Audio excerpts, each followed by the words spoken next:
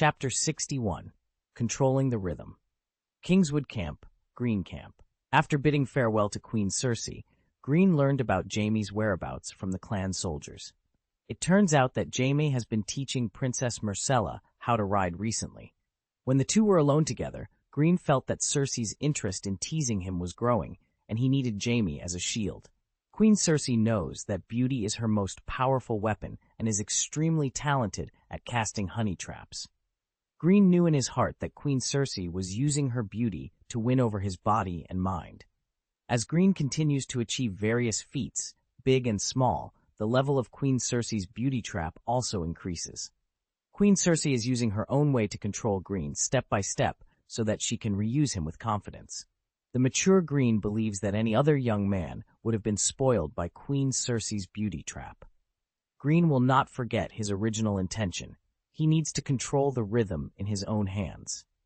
Greene needs Jaime. Greene felt that he could completely replace him in teaching Princess Myrcella how to ride a horse. Jaime should immediately return to his original position and be by Queen Cersei's side at all times.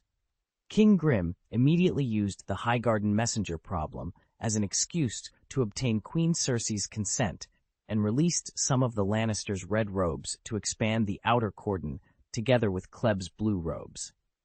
The most important thing is the guards around Queen Cersei. The gold robes cannot be trusted, so some of the Lannister red robes have been transferred away. The Queen needs the powerful Jaime to fill the defense force. Grim recommended himself to Queen Cersei and took over Princess Myrcella's riding lessons from Jaime. Queen Cersei agreed to Greene's plan without much thought. She also liked Jaime's company. She was a little uncomfortable without some of Jaime's company recently. Finally, Greene took over the reins of the little white horse from the dark-faced Jaime and took over the task of teaching Princess Myrcella how to ride. 3 days have passed. Although the noble ladies in the royal forest camp were avoiding him intentionally or unintentionally, the popularity of the Kleb soldiers in the camp had increased a lot. Most of Kleb's clan soldiers have been hunters for generations, naturally good at hunting. Under Greene's arrangement, Kleb's blue robes were dispatched in batches, bringing abundant prey to the camp and enriching the food on everyone's plates. In the bustling camp, everyone cheered for Kleb's clan soldiers. Night falls in the royal forest camp. Greene sat by the bonfire and looked at the lively crowd in the distance. The main course of today's camp dinner is wild boar meat cooked with mushrooms and apples. The protagonists of the dinner are all women. They all hold a glass of summer red in their hands, and the atmosphere is lively. Greene's ears moved, and he heard footsteps walking in his direction. Greene, who was a little bored, guessed the height and weight of the person coming from the sound of footsteps. At the reaction distance of a normal person, Greene shifted his gaze in the direction of the person in a timely manner. The person who came was a girl of 15 or 16 years old, with brown eyes and brown hair, fair skin, medium height, and a slightly chubby figure. The girl greeted him. "Good night, Baron Greene." "It's a rumor." Greene recognized the girl's identity, but did not show it on his face. He stood up and returned the greeting. "Good night, young lady. Who are you?" The girl had a decent smile on her face. "Please forgive my presumption. My name is Tyanna Mouton, and the Earl of Maidenpool is my uncle." Maiden Springs is a major port and trade center in Crab Bay. The Mouton family of Maiden Springs is a noble of the Riverlands. The current head of the family is Earl William Mouton. Hunting in the royal forest is an activity for the royal nobles. A few days ago, when Greene was eavesdropping, he was puzzled as to why a noble lady with the surname crossing the river appeared here. However, he did not delve into the details. After all, there was no rule stating that other members of the Mouton family couldn't reside in King's Landing. When the girl mentioned the Earl of Maidenpool, Greene noticed a moment of pride on her face. Tyanna Mouton sat beside the campfire at Greene's invitation. The full moon hung high, casting a soft glow. Greene ordered the waiter to bring a wine glass, but Tyanna Mouton shook her head and declined with an apologetic expression. Greene's brown eyes flickered slightly, but he said nothing. He simply asked the attendant to fill a glass for himself. Taking a sip of summer red, he asked, "Miss Mouton, why didn't you attend the banquet?" Tayana Mouton flipped her hair and replied, "You can call me Tayana." Alone at night, it wasn't difficult for the ever-keen Greene to guess Tayana Mouton's purpose. Was he being plotted against by a young girl? Surprisingly, Greene wasn't angry at all. Greene nodded slightly. "Okay, I'm honored, Miss Tayana." Tayana Mouton smiled and adjusted her skirt naturally, pulling up the hem to reveal a section of her white calf. Greene, who had seen many of Queen Cersei's beauty traps, couldn't help but compare the vast professional gap between Tayana Mouton and Queen Cersei. He took another sip of summer red, his expression indifferent. The smile on Tayana Mouton's face became a bit stiff. Didn't he understand her intentions? Although she hadn't said it explicitly, Tayana Mouton felt she had made her intentions quite clear. "Baron Greene, you can now begin your pursuit of Tayana Mouton." She began to feel a little annoyed. No matter how much she dressed up, she was still a semi-savage aristocrat, and it just wasn't interesting. Gathering her thoughts, Tayana Mouton answered Greene's first question. "I have never been used to lively environments since I was a child, so I left quietly. I happened to see you and walked over unconsciously, Baron Greene. I hope I didn't disturb you."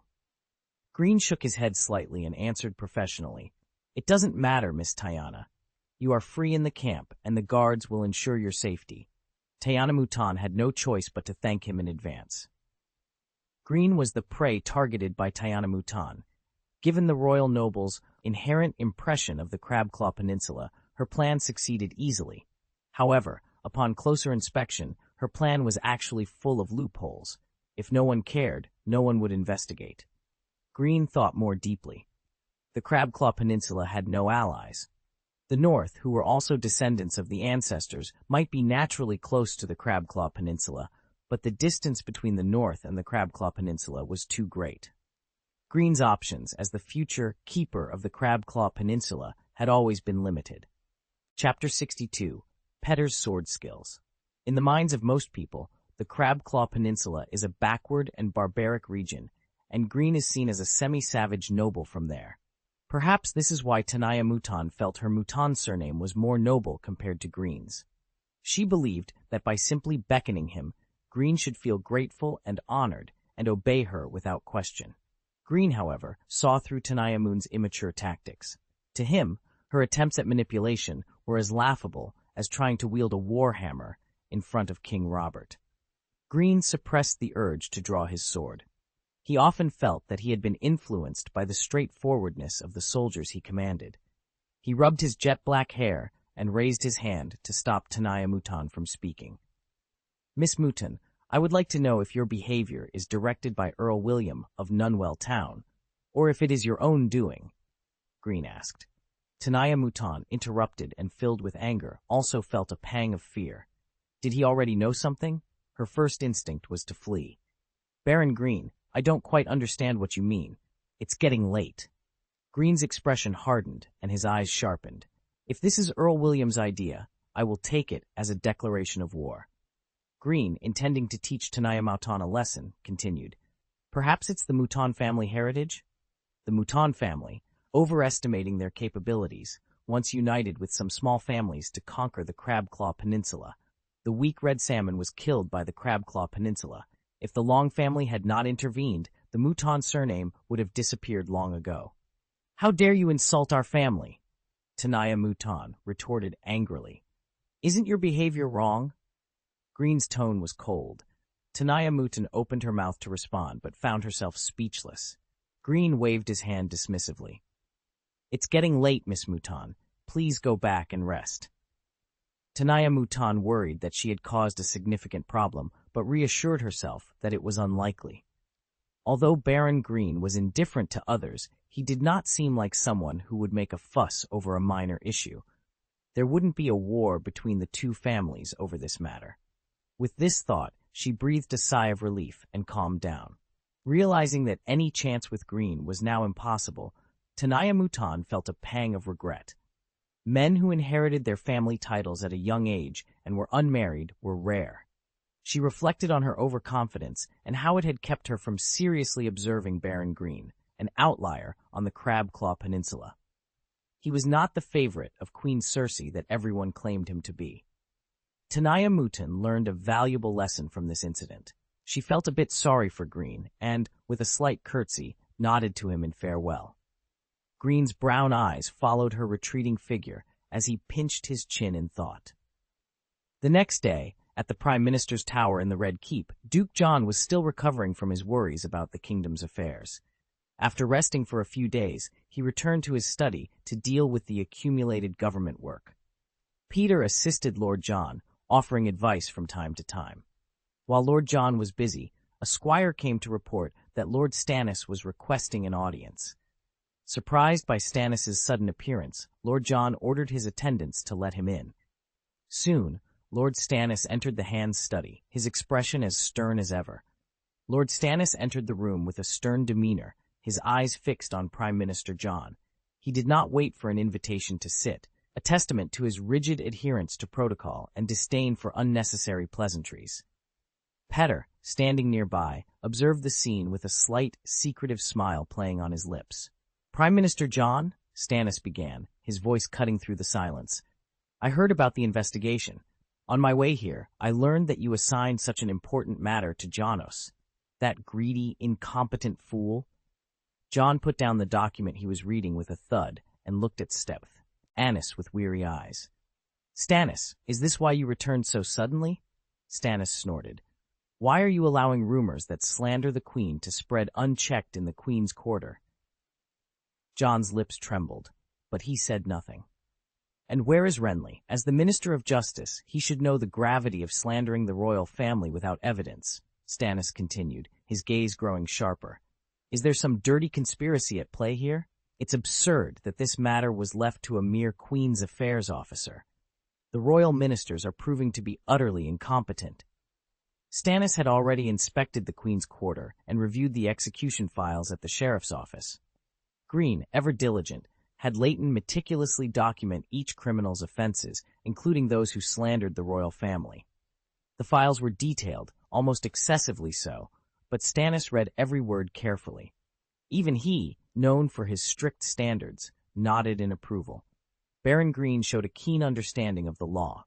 John's eyes narrowed. "Stannis, are you questioning my decisions?" Stannis's mouth twisted into a sardonic smile. "I'd rather impeach you, but I know it's a futile effort here."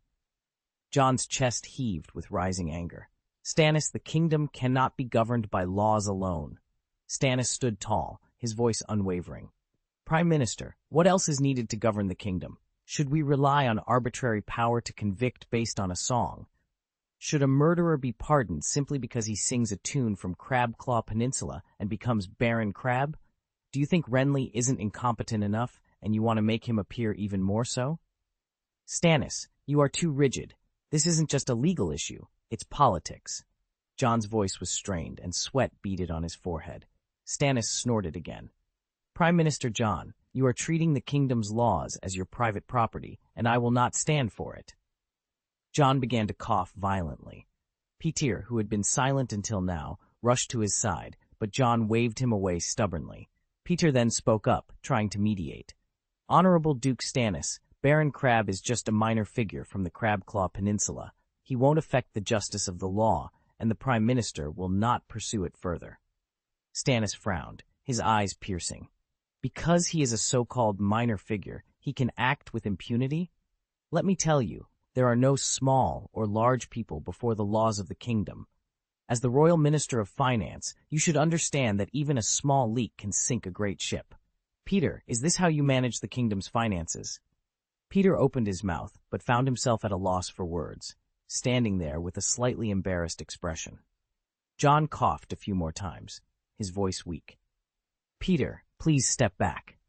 Petyr, looking concerned, shrugged helplessly and retreated quietly. Chapter 63. Unshakable. The shrewd Petyr realized that both he and Greene had underestimated Lord Stannis's resolve. Duke John's eyes were closed, his breathing weak. If Greene were here, he might have been pleased to see Duke John succumb to illness due to the stress. But Petyr had different plans. He needed Duke John bedridden to continue usurping the Prime Minister's power, not dead. Petyr stood up, his usual elegant smile replaced by a stern expression. His eyes locked onto Duke Stannis as he said solemnly, "Duke Stannis, I believe our conversation for today is concluded. Duke Stannis snorted coldly. Petter, do you find fault in what I said? Peter shook his head slightly.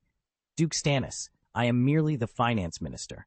I do not pass judgments. Peter had no interest in debating right and wrong with Lord Stannis. His priority was to send him away so that Lord Jon could rest. Stannis rose from his chair, his tall stature imposing on the medium-height Petter. The kingdom is controlled by mediocre people like you. Stannis's gaze shifted to Duke Jon, who was slumped in his chair. Weakness is no excuse to ignore the law. If you can't heed my words, then at least think about the kingdom. With that, Duke Stannis cast one last cold glance at Peter, saluted Duke Jon, and left the Prime Minister's study. Outside the Prime Minister's tower, Lord Stannis paused and looked sharply towards the throne room. The thought of King Robert's trusted ministers filled him with a fleeting sense of powerlessness, but it was just a momentary lapse. Stannis was still here, unshakable. He resumed his steps, each one firm and resolute, his heart as unyielding as iron. Not long after Stannis left, Lord Jon opened his eyes. On the surface, he seemed back to normal, but Peter, who knew him well, could see that Jon was merely putting on a brave front. Peter's lips curled into a subtle smile. It seemed that Lord Stannis had indeed provoked Lord Jon, and this was just what Peter needed. Duke Jon sighed, his voice laden with fatigue. Stannis, his temper is still the same, stubborn and unyielding. Peter asked with a concerned look, Your Grace, how is your health? Duke Jon took a deep breath, looking exhausted. It seems I must move my government affairs back to the bedroom. Petter moved to act. I'll fetch Maester Pycelle. Duke Jon weakly waved his hand to stop him. Call Pycelle over tonight when there are fewer people. After a moment's hesitation, Petter nodded in agreement. Petter, pay no mind to Stannis's words, Duke Jon continued. Though he is stubborn and hard to deal with, he is not without merit. Duke Jon sighed again. He is too rigid about the law, and his men suffer for it. After a pause, Duke Jon turned to Peter.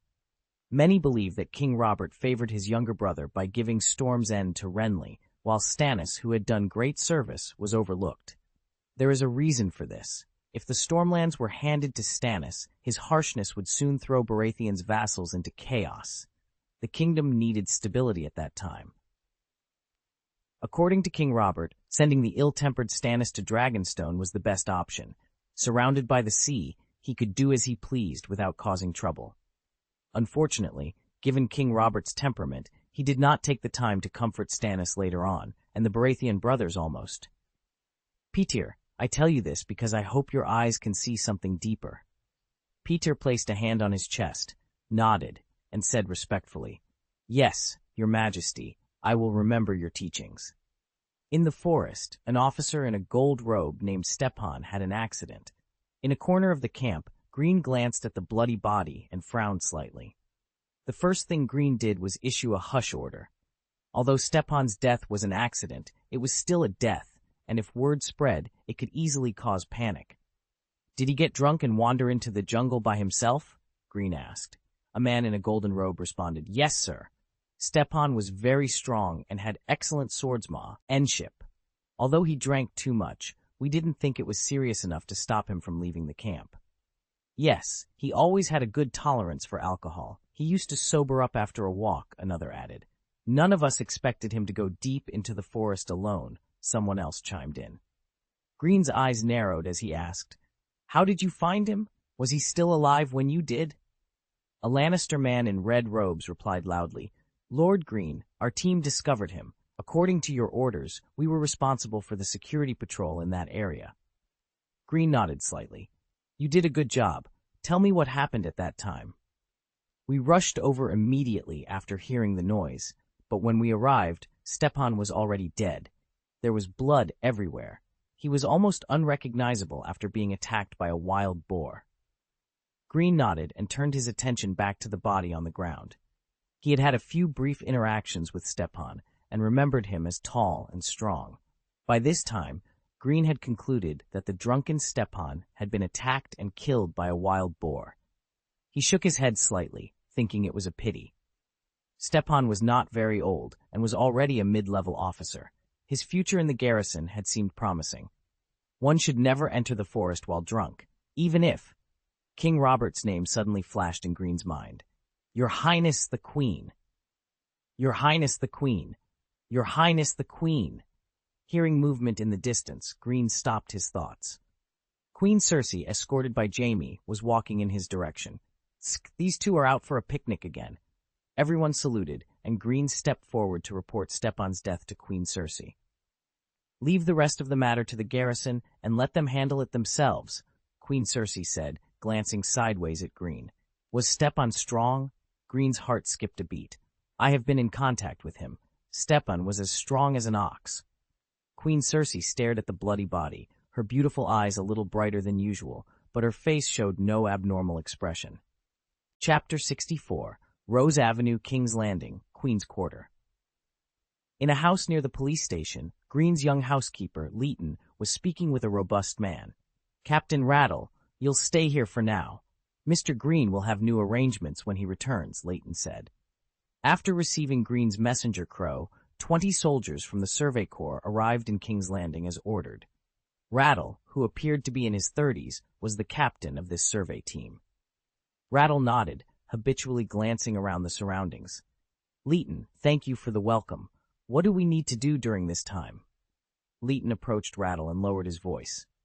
Master Greene needs you to get familiar with this place. Every house, every road. I'll make arrangements soon, Rattle replied. Leighton shook his head. We need to prepare first. There are many eyes hidden in the dark in King's Landing. You also need to change your clothes. We have some time, so we need to plan carefully. I understand, Rattle said. Then he asked, Captain Rattle, have you met my sister Kalea before departure? I haven't seen her. You know our Survey Corps has always been stationed in the old place. After Sir Pell received the order to mobilize troops and selected the men, we set off directly to Mermaid Port without passing by Whispering City. After being separated for some time, Leighton missed his sister a little. After a pause, Rattle added, I also heard that Housekeeper Herschel of Governor Mermaid Port is very busy, and your sister helps him manage many affairs in Whispering City. I think she should be doing well. You don't have to worry too much. Leighton nodded slightly. Then my mother, and I are both in King's Landing, so I don't feel comfortable leaving her alone in the territory. Although Rattle didn't quite understand this feeling, he shrugged and expressed his understanding. Southeast of Kleb's old land, the Thorn Corps camp. In the regimental commander's tent, Amparo, wearing a short robe, sat at the table, writing something seriously. At this time, Rena, with her hair braided up, entered the tent. The weather is so sultry these days. Is it going to rain heavily? Rena said as she took off her robe and set it aside. Amparo raised his eyes and glanced at her, his thick lips moving slightly. Sensing Amparo's gaze, Rena tilted her delicate body slightly, posed, and said with a smile, I know, I'm just too hot. Please let me cool down for a while. When there are others, I will pay attention. Amparo's eyes returned to the table. Rena approached the table and looked down, her tone surprised. Amparo put down the quill in his hand, a blush appearing on his cheeks. Rena sighed. It's hard for you too. You wrote all these words in one morning. Amparo pulled the paper to the other side, a bit annoyed. Don't forget, this was your idea for me. It's been so long, I just can't remember how to write some things. Amparo's words seemed to lack confidence towards the end. Rena nodded in agreement. That's right. We only learned some words from the nuns when we were very young. I remember you were the best at that time, but I forgot how much time has passed. Rena shook her head and spread her hands. When we grew up, we had to be busy hunting every day, so there was no spare time. Yes, that's the truth. I forgot how to write for a reason. Amparo nodded in agreement. Oh, what a pity. I saw several new daggers in the Survey Corps. The size is very suitable for us. The sword body is also thickened a lot. It must be very strong, Rena said. Amparo wiped the sweat from his forehead with the back of his hand. There are only a few of them in the entire territory. Knight Pell told me that the blacksmiths will make more. So I want you to write a letter to the Lord quickly. Even the White Walkers don't know if the next batch of new daggers will arrive, Rena urged. Rena, Sir Pell is a just knight, Amparo protested. Rena sighed again. I know, but that doesn't stop you from writing to the Sioux. Lord, we're constantly fighting now, and every regiment's weapons are severely depleted. You don't need to guess. Others have already taken action. As she spoke, Rena placed her hand on Amparo's shoulder. You're soaking wet, she exclaimed, retracting her hand and moving behind him. I just realized you're drenched. Raise your arms, and I'll help you take off your robe. Amparo hesitated for a moment, but then raised his arms, allowing Rena to help him. After removing his robe, she continued, Where was I? Oh, right. Anyway, just listen to me. Everyone is doing it. Amparo felt much better after removing the wet robe. He covered his face with a headache. This is harder than fighting. Rena, the problem is that I can't write many things. It's not easy to ask others for help with this kind of thing. Amparo decided that the next time he went back to Whispering City, he must recruit a sister who knows how to write. Rena crossed her arms, rolled her eyes, and suddenly said, You can draw if you encounter someone who can't write. Painting? Amparo blinked, thinking Rena's idea was terrible. Painting skills are more advanced, and even the White Walkers might not understand what she draws. Seeing Rena's excited face because she thought of a good idea made Amparo hesitate a little. Maybe he should give it a try?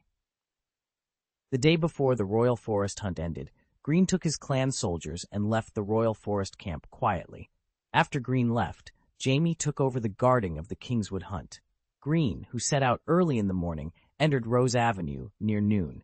He found Steward Russell and others waiting to meet him near Rose Avenue. Greene noticed that Steward Russell looked much more energetic than the last time they met. Good day, my lord. Russell sends you his regards. Greene nodded slightly. Russell, how do you feel about the price? My lord, the price of food in King's Landing is the best to inquire about. After receiving your order, I quickly sorted it out. I've been inquiring as I walked out of King's Landing. My face is too unfamiliar there. They have one price for acquaintances and another for strangers. I'm not sure whether the information I got is credible. That's enough. That's all I want, Greene replied. His purpose was just to get a general understanding of the range of price changes in the north and south. He pulled the reins and shouted, Let's go! Chapter 65, The Little One on the Job. The sun blazed overhead as Greene's team, having joined Steward Russell and others, left Rose Avenue and traveled southwest for about 2 hours. Greene pulled the reins, stopping his horse, and asked, Is this the village up ahead? A Kleb soldier replied, Yes, sir. The Sleepless Bandits have been stationed in the village for the past few days. The Sleepless Bandits were a notorious group active near the junction of the King's Land, the Riverlands, and the Reach. Known for their nocturnal raids, they were often called Night Bandits. Greene looked at the distant village and turned to Ainge. Do you think it's better to attack now? Ainge replied respectfully. Yes, Lord Greene. They returned at dawn and are likely very tired now. Greene knew the bandits were vigilant and estimated they would be spotted by the sentries if they moved any closer. Even night bandits wouldn't neglect daytime guards. The village has a wide field of vision, Greene observed. It's easy to be discovered if we get closer. Mengton and Ainge exchanged glances. Mengton gestured with his eyes, signaling Ainge to speak. Ainge nodded subtly and said to Greene, Sir, I can approach without being detected. Greene raised an eyebrow and patted Ainge on the shoulder. Then you can arrange this raid. Let Mengton assist you. Feeling Greene's trust, Ainge's heart swelled with gratitude. He nodded firmly. As Ainge and Mengton led most of the soldiers away, Greene's new retinue, Marshall, looked at him expectantly. Greene noticed Marshall's intense gaze and frowned. Marshall, don't forget your responsibilities as a follower. Mengton and Ainge were sent out to fight as personal guards. Marshall had his opinions, but didn't dare voice them. Marshall was a descendant of Kleb's retainer knight. Due to clan rules, he had been confined to the territory to raise children and had not yet participated in combat. Trained meticulously since childhood, Greene believed Marshall's skills were formidable. As a descendant of a retainer knight, Greene felt a responsibility to protect him, ensuring he wouldn't go into battle without proper preparation. Marshall, however, was impatient, like a wild horse eager to run free. Greene intended to calm him down in his own way. Ainge and Mengton quickly devised a plan and wasted no time heading towards the village. Avoiding sentries in broad daylight might be challenging, but not for Ainge, a natural archer. The bandit group, consisting of 40 or 50 people, had few sentinels. Ainge, who had quietly infiltrated the village, observed that there were only 2 sentries in his direction, one in the open and one hidden, a clever arrangement. Whoosh! Whoosh! Ainge swiftly shot 2 arrows. His speed was such that there seemed to be no gap between the shots. The arrows pierced the necks of the 2 sentries almost simultaneously. Their bodies fell to the ground with a dull thud. Mengton, lying in ambush in the distance, saw Ainge's signal. He pulled down his visor and gestured to his men, leading them forward at a fast pace. His agility belied his large frame. The soldiers admired the swaying figure ahead, despite his size. Meanwhile, Greene took the remaining dozen men to a river nearby.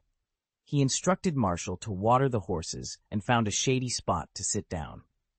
Due to the hunting in the royal forest, the nearby bandit groups chose to stay away. No bandit group dared to confront the Queen's entourage directly. Most of Greene's clan soldiers had learned to ride horses, but they were essentially infantry who could ride. Greene's decision to expand the patrol range was also aimed at training the tribe's soldiers in field riding skills. As the patrols extended further, they inevitably discovered traces of some bandit groups. Cautiously, Greene ordered Ongai to lead a group of clan soldiers to continue investigating these trails. By now, Greene had gathered accurate information on several bandit groups. Greene occasionally wondered if he had expanded his operations too early. He had a feeling that the trip to Highgarden would not go smoothly, especially after Highgarden's messenger suddenly appeared in the royal forest, intensifying his unease. Greene suspected that his pursuit of speed was making him anxious. With information about the bandit groups in hand, Greene decided to slow down and deal with the bandits for a few days. This would eliminate a threat to the people and potentially provide some horses. According to Ongai's tracking and investigation, these bandit groups possessed many excellent horses. Highgarden had a rose for the Queen's crown. Greene, serving as Queen Cersei's chief steward, found it unusual for everything to go smoothly. However, he realized that as long as things were normal, his anxiety would dissipate.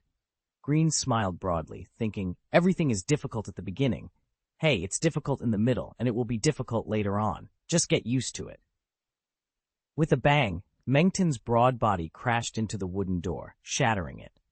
The sheer power displayed by Mengton made everyone pause for a moment. Ongai had to admire Mengton's strength, which explained his enormous appetite. The already high morale of the group was boosted even further. After midnight today, I have been blocked for the 3rd time. Please support me with your votes. Chapter 66. The Dark Shadow Under the Stairs. Mengton, who had just broken through the door, charged forward without hesitation. The bandit group that was attacked suffered heavy losses, with more than half of them losing their lives before they could even react. The remaining thieves had retreated to a stone house. The robbers, who had just closed the door and were planning their next move, were startled by the commotion caused by Mengton. "Is that even human?" one of the robbers muttered. The nearest robber hesitated for a moment, and in that instant, Mengton smashed his head. The bandit leader shouted, "Fight!" A robber gritted his teeth, tightened his grip on his sword, and lunged at Mengton. Under the cover of his helmet, no trace of emotion could be seen on Mengton's face. He stepped forward nimbly with his thick legs and brought down the round shield in his left hand with a resounding bang, flattening both the robber and his sword. The entire process was a display of raw, primitive power. In the confined space of the house, Mengton used his physical advantage to quickly deal with the approaching robbers. Soon, clan soldiers poured into the house one by one, finishing off the remaining bandits. As soon as Ongai entered the house, he locked eyes on the bandit leader, who was loudly ordering his men but hiding in the back. Ongai smirked slightly and drew an arrow from his quiver. Just as he was about to raise his bow, Mengton's warhammer, stained red with blood, spun through the air and struck the bandit leader square in the face with a bone-crushing sound. Ongai changed his target, released an arrow with a whoosh, and another robber fell. After shooting, Ongai looked at Mengton and said helplessly, "Nice accuracy." Because of the visor, Ongai couldn't see Mengton's expression, but from the trembling of his flesh, he could tell that Mengton was smiling happily. A simple and honest fat man, indeed. The battle was nearing its end. and Guy, abandoning his usual calm demeanor, quickly drew his bow and nocked an arrow. A Kleb soldier, wielding a battle axe, was about to decapitate the last robber when the sound of an arrow piercing the air reached his ears.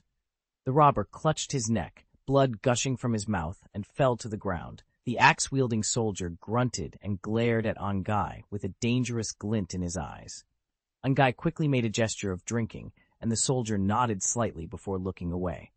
Menton pulled up his visor and said naively, "Ongai, don't forget my barbecue." Ongai, not wanting to engage with the cunning fat man at the moment, remained silent. The tall and sturdy figure of the axe-wielding soldier approached and said in a rough voice, "Menton, will you take me with you next time you knock on the door?" Menton looked up and nodded naively. In 2 days of fighting, Greene's tribesmen wiped out 4 bandit groups. The harvest was good, and Greene would have been secretly pleased for a long time.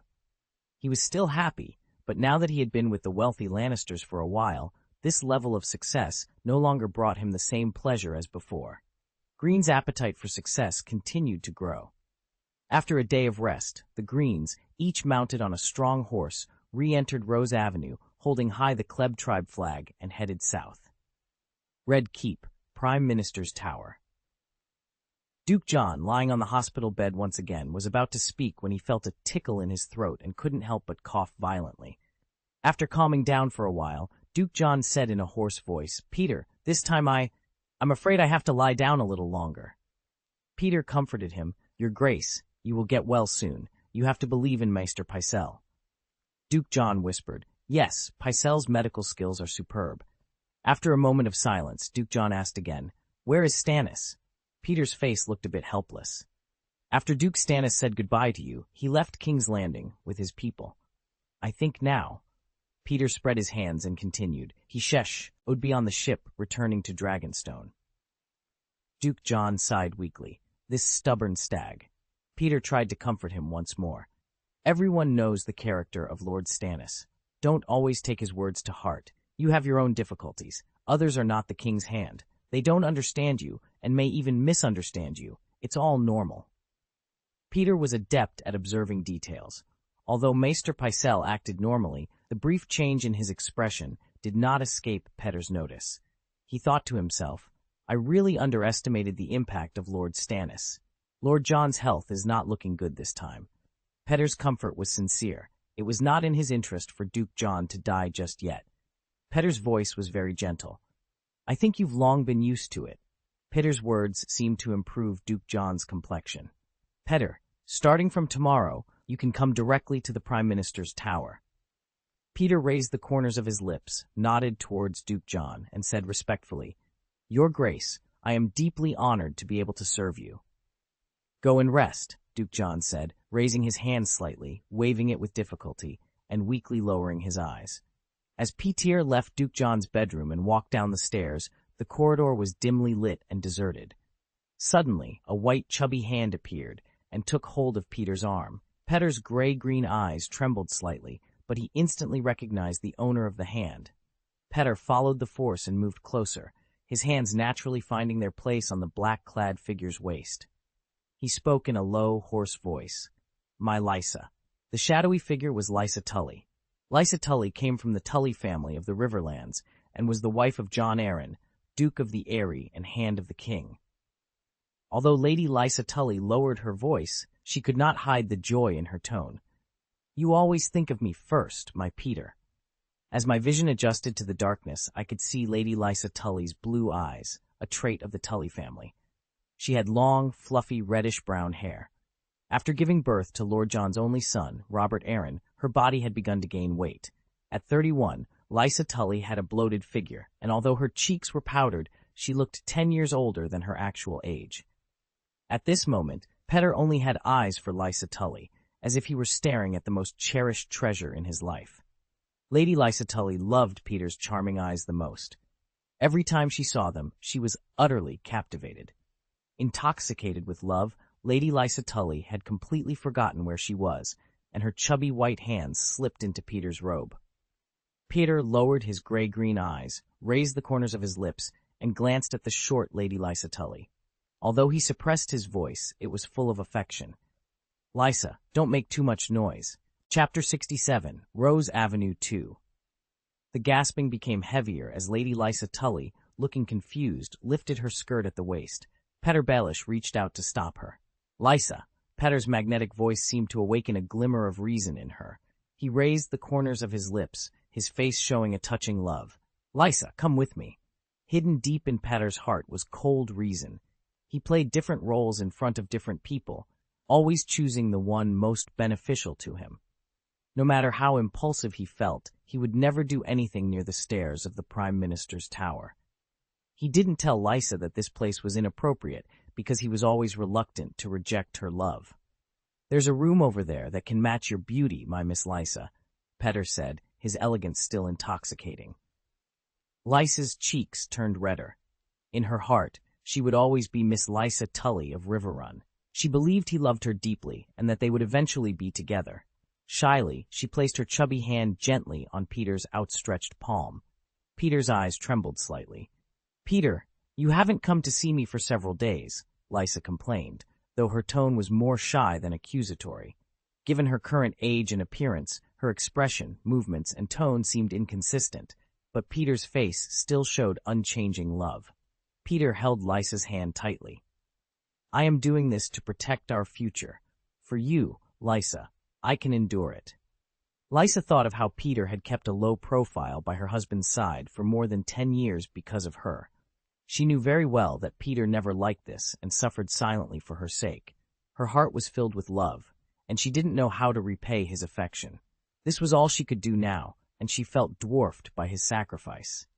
Peter's face and smile softened a bit.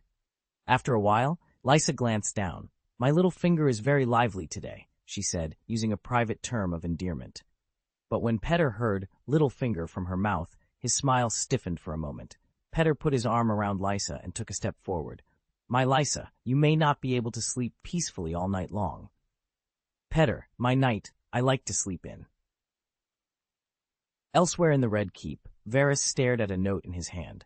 Under the shadow cast by the candlelight, his expressionless face gave off a cold feeling. Lord Varys, Lady Arryn, and Lord Petter entered the house together. "Do you need to arrange for someone to follow?" a voice asked. Varys put down the note, tapped his chin, and clasped his hands habitually. "Oh, men and women are most likely to reveal precious information when they are in love and forget themselves." "As you command, Lord Varys." Varys asked again. "Have the investigation results of the defense team been delivered to Genos?" "It has been sent. Everything is according to your wishes. Everything goes well. Don't be careless. End this matter successfully. From now on, don't arrange anyone in the presence of Baron Greene. Then, I obey." Varys stood up from his chair and walked slowly to the window.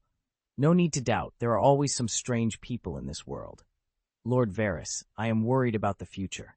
Varys's sagey, indifferent eyes stared into the darkness outside the window. "No one can do it unless they demolish the entire Red Keep. My little birds are still everywhere." In King's Landing, Queen's District, Sheriff's Office, Foley sat leaning against the wall, looking a little tired. He watched Leighton walking towards him. "Leighton, have you finished dividing the silver stags among them?" Foley asked. Leighton stretched and leaned against the wall, mimicking Foley. "Yes, they are all cooperating with you this time.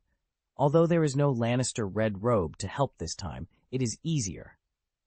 Foley laughed loudly. "I would be very willing to change it. I wish Her Royal Highness the Queen could pass by here every day." Leighton smiled and nodded. "Her Royal Highness the Queen has returned." Leighton sighed. "I don't know when we'll return to the Red Castle, but it's good to have hope." He then turned to Foley.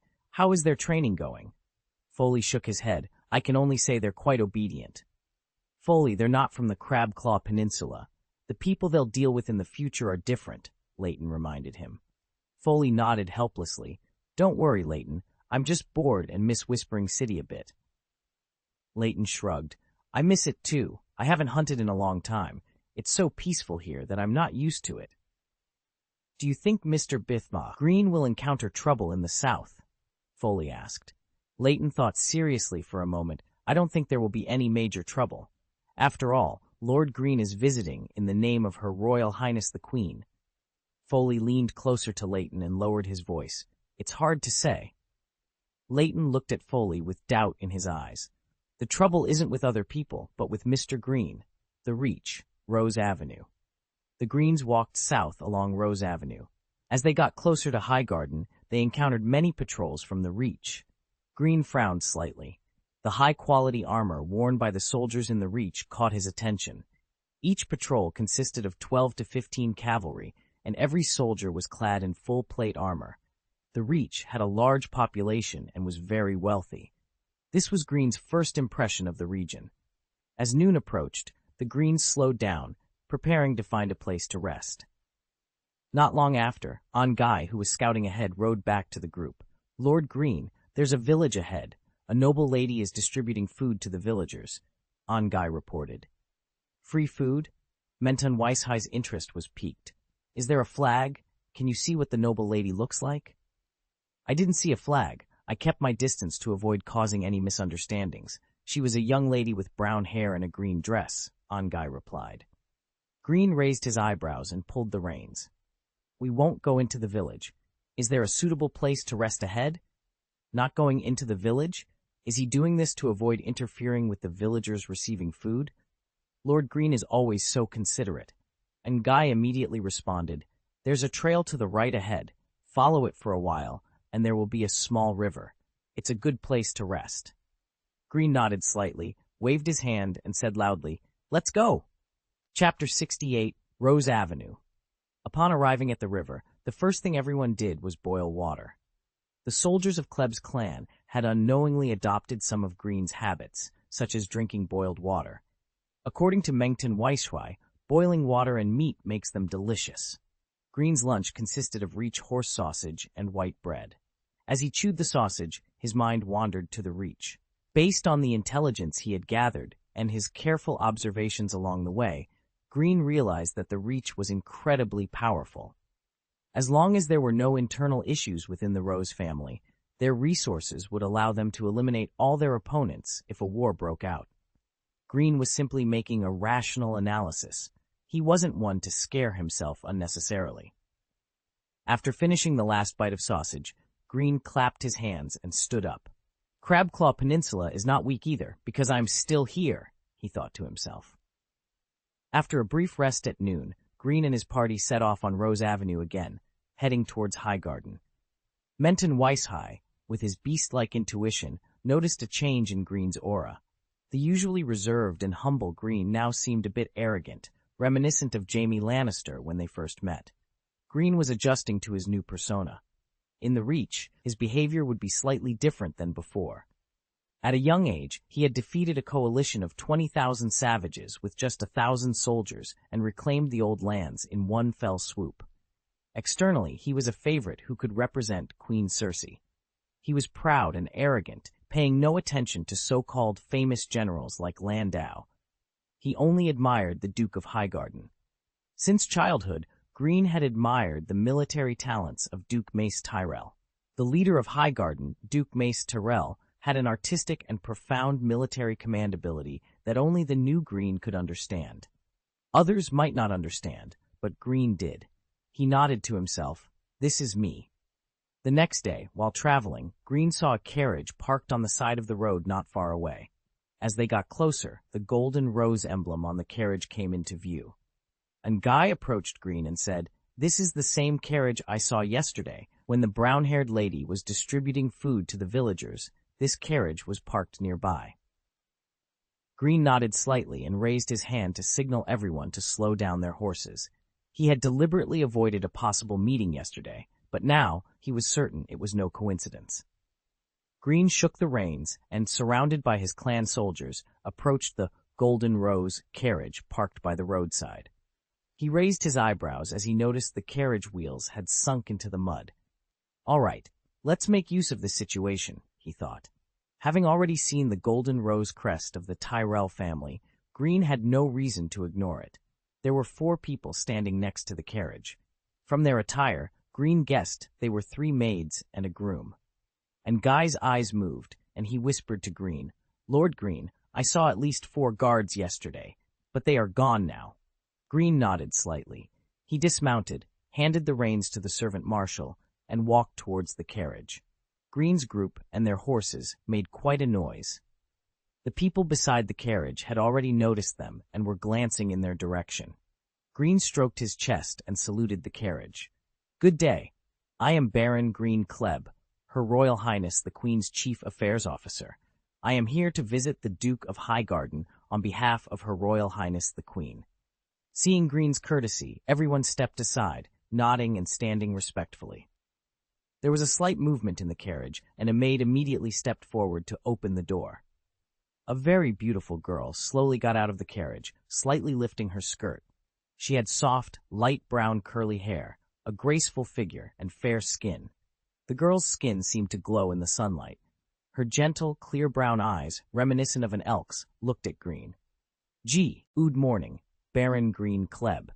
I am Margaery Tyrell of Highgarden." Greene was momentarily stunned by Margaery Tyrell's appearance, but he quickly regained his composure. The Tyrell family originally served as stewards to the Gardner family, the royal family of the Reach. Although the Tyrells' wealth is second only to the Lannisters, they are often looked down upon by other noble families due to their perceived lack of noble blood. Many consider the Tyrells to be fortunate upstarts. As a result, the Tyrells have made it their mission to elevate their family's status and identity. One effective way to achieve this is through strategic marriages. If a queen were to come from the Tyrell family, it would fulfill their ambitions in one grand step. Margaery Tyrell, the Little Rose of Highgarden, has been meticulously groomed by her family to meet the standards of a queen since birth. Intelligent and perceptive, Margaery has been trained to understand people's hearts and to navigate social intricacies. She knows how to use her beauty to captivate men, how to employ charity to win over the common folk, and how to build a good reputation. Margaery's voice was clear and melodious. "I sent my guard to buy food, but as soon as he got off the carriage, he fell into the mud. He sank quite deep, and it has really stumped us." "Miss Tyrell, it is an honor to serve you. Leave it to me," Greene responded. He then looked sideways at his team and called out, "Mengton, come and help with the carriage." Mengton nodded and strode towards the carriage. Greene stepped back and gestured for Margaery to do the same. "Miss Tyrell, please take a few steps back." Margaery glanced at Greene, nodded slightly, and moved away from the carriage. Mengton examined the wheels stuck in the mud, then walked to the back of the carriage. He bent down slightly and placed his hands under the carriage. With a roar that sounded like a wild animal, Mengton lifted the carriage, causing the wheels to leave the ground. The groom quickly pulled the reins to calm the restless horses, and Margaery's maids exclaimed in surprise. Margaery herself was visibly shocked, covering her mouth in astonishment, though she managed to keep from screaming. Mengton's display of strength was impressive. After completing the task, he looked at Greene, who nodded in approval. Mengton then returned to the team. "Your Excellency, Baron, your guard is incredibly strong. He is a natural warrior," Margaery praised. Greene responded nonchalantly, "Miss Tyrell, thank you for your compliment. He is just a new recruit and still has much to learn." Margaery's eyes, like those of an elk, blinked. "Baron Greene, thank you for your help. You can call me Margaery. Update 2 is here. Please support me by voting. I don't have any manuscripts saved, but it would be easier if I did. I've been adjusting my schedule recently, and I'll try to set the update volume and update time as soon as possible." Chapter 69, Rose Avenue End. After resolving the issue with the carriage, Margaery's vehicle naturally traveled alongside the Greenes. The first impression Greene Kleb gave Margaery was quite different from the image she had imagined. Although he was a noble from the Crabclaw Peninsula, he resembled more a knight from the south. Greene's behavior always maintained an appropriate and comfortable distance from her, which was rare. Margaery, who had personal experience with social etiquette, knew how difficult it was to master it. It required delicate thoughts and talents. She thought there must be something special about Greene for him to become Queen Cersei's favorite. Another thing Margaery noticed was how quiet Greene's guards were. She had seen the elites of the Reach, who were disciplined and silent until given orders. But Greene's guards were unusually quiet. Margaery, having no interest in military affairs, let the thought pass without much concern. They traveled in silence. Near noon, they found a flat riverside to rest and have lunch. Inviting Miss Marjorie Tyrell to lunch by the river, Greene and Marjorie had met by chance and were still strangers. There was a significant difference between being unfamiliar and being familiar. Additionally, there was a huge disparity in their statuses, so it would be reckless for Greene to be overly attentive. Of course, none of this would be a big problem for Greene if he chose to pay attention. The key was that although Marjorie was the daughter of the Duke of Metz, Greene could only hold an inflatable fish duke in his heart. After a brief lunch, the considerate Greene deliberately walked to the river alone to enjoy the scenery. The river was crystal clear, like a beautiful blue silk. Sure enough, Greene didn't wait long. Marjorie held up her skirt slightly with both hands and slowly walked towards Greene. At a suitable distance, Greene showed a hint of surprise on his face and nodded politely towards Marjorie. Marjorie met Greene's gaze, her deer-like eyes smiling. At that moment, Greene's heartbeat seemed to skip a beat. If only we could be together. Greene suppressed his sudden thoughts. For Greene now, extravagant love would only affect the speed at which he draws his sword. Marjorie tapped her chin and looked towards the calm river. Just in time, a kingfisher crossed the water quickly, leaving ripples in its wake. Marjorie's brown eyes sparkled with brightness. "Baron Greene, do you like the Reach?" she asked. Greene's eyes moved, and he replied, "The Reach is very warm, beautiful, and rich." As one of the owners of the Reach, Marjorie smiled and said, "Thank you for your compliment." Greene smiled slightly and nodded. After a pause, Marjorie said, "I also accidentally learned that Queen Cersei sent her chief affairs officer to visit my father." She turned her face and looked at Greene. "Actually, Baron Greene, I am a little surprised. If possible, can you satisfy my curiosity?" Marjorie's beautiful eyes were clear and gentle, making it hard to refuse. Greene was momentarily lost, then immediately returned to his normal demeanor. He was a determined person, and Marjorie kept a gentle smile on her face. Most powerful women in Westeros used their beauty as a weapon. They were more willing to trust those who couldn't resist their beauty.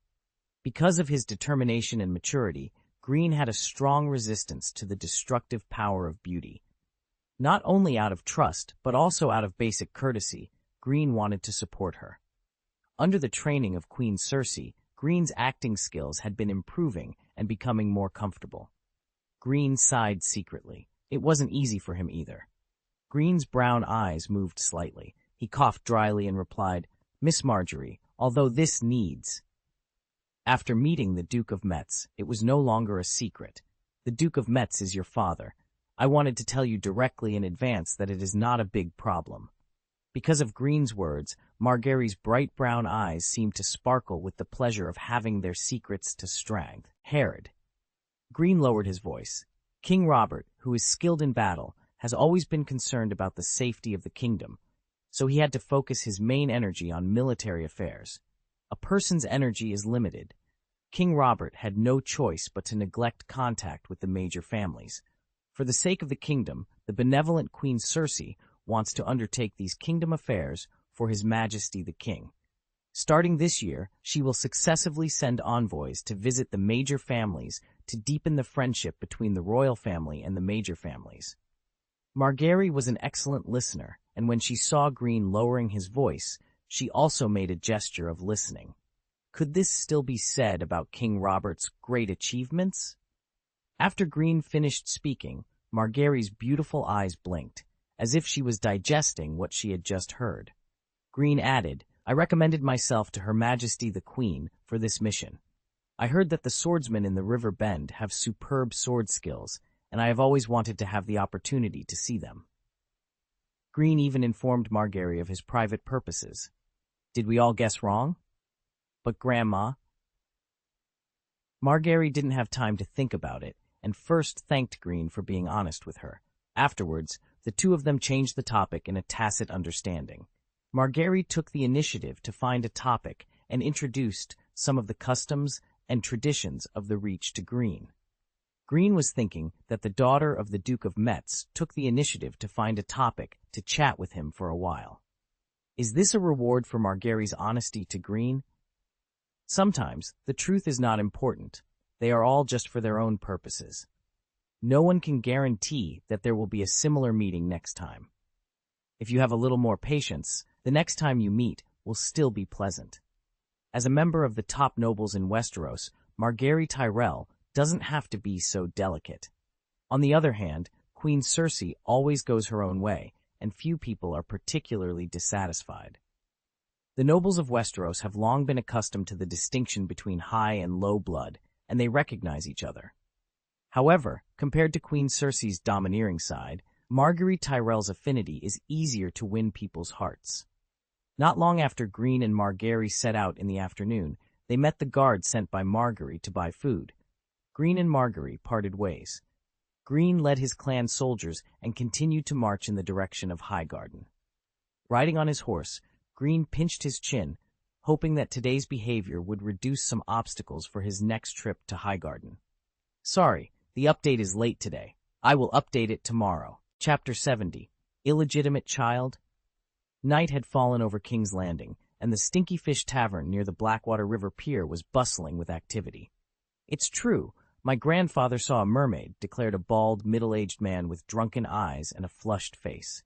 His voice was loud, and as soon as he finished speaking, the tavern erupted in laughter.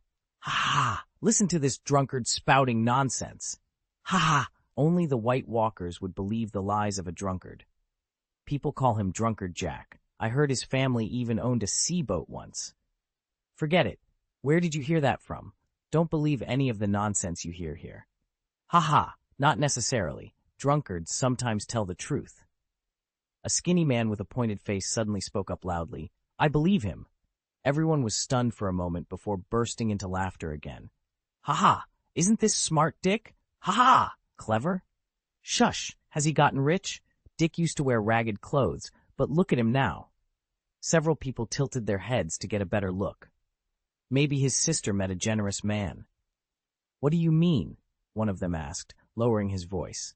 I heard that his sister is the female branch daughter of the Sataya Women's Branch. The people sitting around the table began to whisper among themselves. That's the best women's ward in King's Landing. Is that why? Shh, come here. These siblings are from noble families. Noble? Don't talk nonsense. Do you want to hang your head on the city gate? What I said is true. Smart Dick said it himself. He was very drunk that time, and I was at the table next to him. Everyone gasped. Why doesn't he look like a noble gentleman? Shh, keep your voices down. Oh, I was very drunk at the time, and I was confused when I heard it. I only remember that it was some golden flower from Crab Claw Peninsula. Sk, isn't he the noble lord's illegitimate son again? Outside the Stinky Fish Tavern, a low-key dressed Jaime Lannister tossed a silver stag to a dark figure. The shadowy figure skillfully caught the coin. Dear stranger, I am always at your disposal, the figure said. Jaime Lannister frowned but said nothing. He simply waved his hand and walked away. The stench of the place was overwhelming, and Jaime's patience was wearing thin. He was here to track down the rumor-mongers in the Queen's District. After returning to King's Landing, Jaime had chosen to investigate secretly on his own to keep Cersei in the dark. He avoided using Lannister's intelligence network in the city. Despite being alone, Jaime managed to gather a lot of useful information through his resourcefulness. As the investigation deepened, Jaime found himself with many doubts. Most of the intelligence pointed to the Riverlands. Was the Tully family behind this? Jaime shook his head, instinctively feeling something was off. Jaime knew he wasn't good at dealing with such matters and thought of Greene. He trusted Tyrion's smart mind, but felt that Greene had a more sensitive sense of smell in this regard. Jaime hesitated. He missed Greene a little. The Red Keep, Maegor's tower. On the bed, Cersei was sleeping lightly and met an unexpected person in her dream. The hazy, warm yellow dreamscape made Cersei move her fingers in a half-awake state.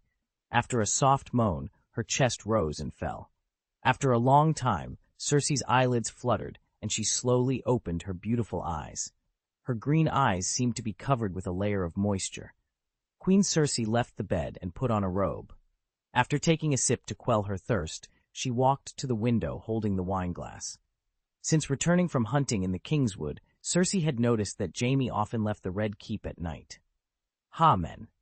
Looking at the dark night sky, Queen Cersei raised her chin slightly. At the intersection of Rose Avenue and Corniche Avenue, the white marble High Court Castle stood on a hill, overlooking the blue Mandeb. Highgarden Castle stood majestically with its 3 circular walls built of pristine white stone. Surrounding the castle for miles were fields of golden roses, their vibrant hues adding to the splendor of the landscape. Greene, along with Menton, Angai, and Martier, entered Highgarden Castle under the guidance of their attendants. The castle was a verdant paradise, with golden roses blooming everywhere, and gardens, pools, and artificial waterfalls scattered throughout. Stone sculptures, fountains, and marble columns adorned the castle, while grapes and roses decorated the walls and sculptures. The ancient structure was covered in vines, adding to its timeless beauty. Greene couldn't help but sigh in admiration, acknowledging that Highgarden was indeed the most beautiful castle in Westeros. Willis Tyrell, the eldest son and heir of Duke Mace Tyrell, welcomed Greene Kleb from afar. Sitting in a wheelchair, Willis Tyrell greeted him with a warm smile and a gentle tone. "Welcome, Baron Greene Kleb." Willis exuded a cultured and gentle demeanor, but Greene noticed an invisible wall of isolation built from humility and courtesy surrounding him. Greene placed a hand on his chest and replied, "Good day, Lord Willis Tyrell. It's an honor to meet you." They chatted for a while, during which Greene gathered the information he sought. Unfortunately, the Duke of Mace, whom Greene had been eager to meet, was preoccupied with other matters and would not be available to see him anytime soon. Greene raised an eyebrow, pondering the situation. What kind of trick is this? I need to take care of my family. Give me a few more days to adjust. It will be fine soon. My goal is to update 3 times, so wait for me. Chapter 71. What to Say. Greene's slender fingers tapped lightly on the armrest several times. Willis Tyrell, who maintained a gentle demeanor, noticed the sharpness in Greene's eyes. The smile on Willis Tyrell's face only deepened. He didn't seem to care, or perhaps for him, such things didn't matter. Greene's thoughts raced as he analyzed the situation. Did little Rose Marjorie not believe Greene's sincere words? Greene also speculated that the Duke of Inflatable Fish had been tacitly excluded from important decisions by the Tyrell family. Although Greene represented Queen Cersei, the Tyrell family was confident enough to have Willis Tyrell, the heir to Highgarden, receive the Queen's envoy on behalf of Duke Mace. The Tyrell family's etiquette was barely acceptable, but for them, it was enough. Was this the Tyrell family trying to prevent Renly Baratheon's plans from being disrupted? Did the great Duke of Inflatable Fish know he had been isolated by the Tyrell family in disguise? Thinking of this, Greene felt a surge of anger. He couldn't stand it, and considered helping the Duke of Inflatable Fish to clear his side. However, Greene quickly dismissed this idea. No matter the truth, for Greene, the Duke of Mace could only be seen as deceived by others. "Sir Willis, let me wait in the camp outside the fort for a few days," Greene said. Willis Tyrell paused, looked at Greene, and nodded. Greene stopped talking, nodded in farewell, flicked his blue cloak embroidered with swamp marigolds, and turned to leave. After Greene's figure disappeared, Willis closed his eyes and smiled. After leaving Highgarden Castle and returning to the camp, Greene pulled the reins and stopped his horse. He looked up at the Highgarden Castle, layered like a cake, and suddenly said, "Monton, how many people would it take to occupy?" Greene pointed at Highgarden Castle and continued, "Your lord has taken a liking to this place." Monton Weishwai's dull eyes stared at the white castle in the distance for a while, before he replied, "Lord Greene, our manpower is a little short." Greene's lips curved, and his brown eyes moved to Monton. "What do you want to do?" Monton glanced at Ngai and said in a naive voice, "They are not prepared for us. It would be easy for us to attack and occupy, but I am worried that we do not have enough manpower and may not be able to defend it afterward. It wouldn't be safe." When Monton finished speaking, Ngai added, "Master Greene, there are many soldiers nearby. They can easily gather thousands of people." Greene smiled and said, "Then we won't occupy it." Monton and Ngai nodded blankly. Greene added, "If they want to keep us, can we fight our way out?" "Just fight out?" Monton and Ngai nodded simultaneously. Their combat power was unparalleled. Greene patted Monton, then patted Ngai, and said, "Take good care of the horses. If we really need to kill them, we won't be able to escape on foot." Greene's next move would be significant, and he was just taking precautions to ensure Montan and the others were prepared. Would Greene obediently follow the script arranged by the Tyrell family? Greene was anxiously waiting for the Duke of Mace to receive him. Seeing that he could not wait any longer, he went to Highgarden Castle to ask Willis Tyrell again. Would Willis use impeccable etiquette and excuses to persuade Greene to leave? Would Greene continue to wait until he had no choice but to leave Highgarden? If Queen Cersei knew that Greene was sent away by the Tyrell family, based on her character, Greene still needed Queen Cersei's favor.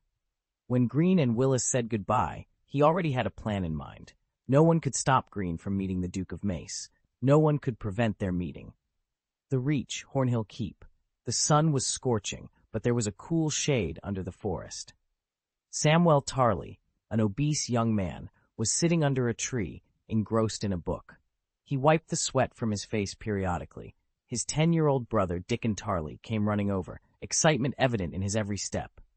"Brother, brother, have you heard? The king's #1 swordsman is coming to Highgarden," Dickon exclaimed. A few days prior, Samwell had sung a lullaby to help Dickon sleep, only to be caught by their father, Randyll Tarly. Randyll had interrupted them harshly, lecturing Samwell for trying to make his brother as weak as he was. Since then, Dickon had been avoiding Samwell, leaving him feeling disappointed and regretful. If only he had refused to sing that night. Today, however, Samwell was delighted to see his younger brother approaching him. He put down his book and smiled. "Dickon, you know I'm not always up to date with the latest news. Did you say the king's best swordsman is coming? Do you know who he is?" Samwell wondered if it could be someone from the Kingsguard. Perhaps Sir Barristan Selmy? "Brother, you know him. I remember you studied his records some time ago," Dickon said, his eyes sparkling with excitement. Samwell scratched his head, trying to recall. "Baron Greene Kleb of Crabclaw Peninsula?" Dickon nodded enthusiastically. Samwell was both puzzled and impressed. Had Baron Crab really become the kingdom's top swordsman? Despite his thoughts, Samwell noticed his brother's eager demeanor. Dickon's eyes shone brightly, and he clutched Samwell's sleeve, clearly seeking his help. Samwell loved his brother dearly and always tried to fulfill his requests. He felt a pang of anxiety, knowing that this could potentially anger their father. He prayed silently to the gods for guidance. "Brother, will you take me to see him?" Dickon asked, his excitement palpable. Samwell felt a cold sweat forming on his back. "Dickon, where exactly do you want me to take you?" "Highgarden, brother. I heard several knights talking about it. Today is already the second day. I'm worried we won't get to see him if we go too late." Samwell considered picking up his book and refusing Dickon's request. He knew that if anything happened while he took his brother to Highgarden, their father would never forgive him. Despite his reservations, when he saw the eagerness in Dickon's eyes, he couldn't bring himself to say no. "Okay, I'll take you there," Samwell said, feeling a sense of impending doom. With that, Samwell felt like he was sealing his fate. Chapter 72, Attack of the Grim. Samwell pondered how to remedy the situation. Although he felt sorry for his brother, he wanted to create a bigger distraction. Before leaving the castle, their father, Randyll, had found a way to track their whereabouts. In comparison, if he really took his brother out and got caught again, his punishment might be less severe. Samwell, who was quite overweight, was already out of breath, not long after being dragged by Dickon. "Dickon, slow down. Baron Kleb probably just arrived and won't leave so soon. We'll have time," Samwell panted. Although Dickon was anxious, he slowed down after looking back and seeing the state of his brother. "Brother, it's an arena challenge. Baron Greene is challenging all the swordsmen in the Riverlands by himself. If we go too late and he's already been defeated, our trip will be in vain.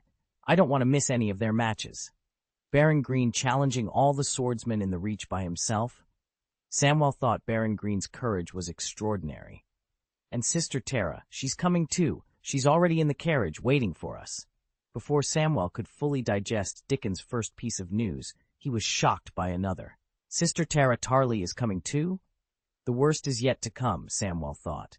He felt doomed this time. Before leaving, Samwell wanted to see his mother one last time. He wouldn't stutter or be shy. He would straighten his back and boldly tell his mother that he loved her very much. Samwell, still wanting to save his life, hurriedly said, "Before we leave, I need to talk to Father first." "How dare you go see Father?" Dickon asked, surprised. Because of Samwell, their father had scolded him. Dickon had been feeling guilty these past few days and hadn't dared to talk to Samwell.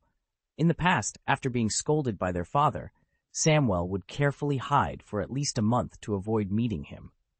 Has my brother become brave? Dickon was very happy about Samwell's change. "Brother, have you forgotten? It's hunting season now. Father has taken the hunters into the mountains and forests and won't be back soon."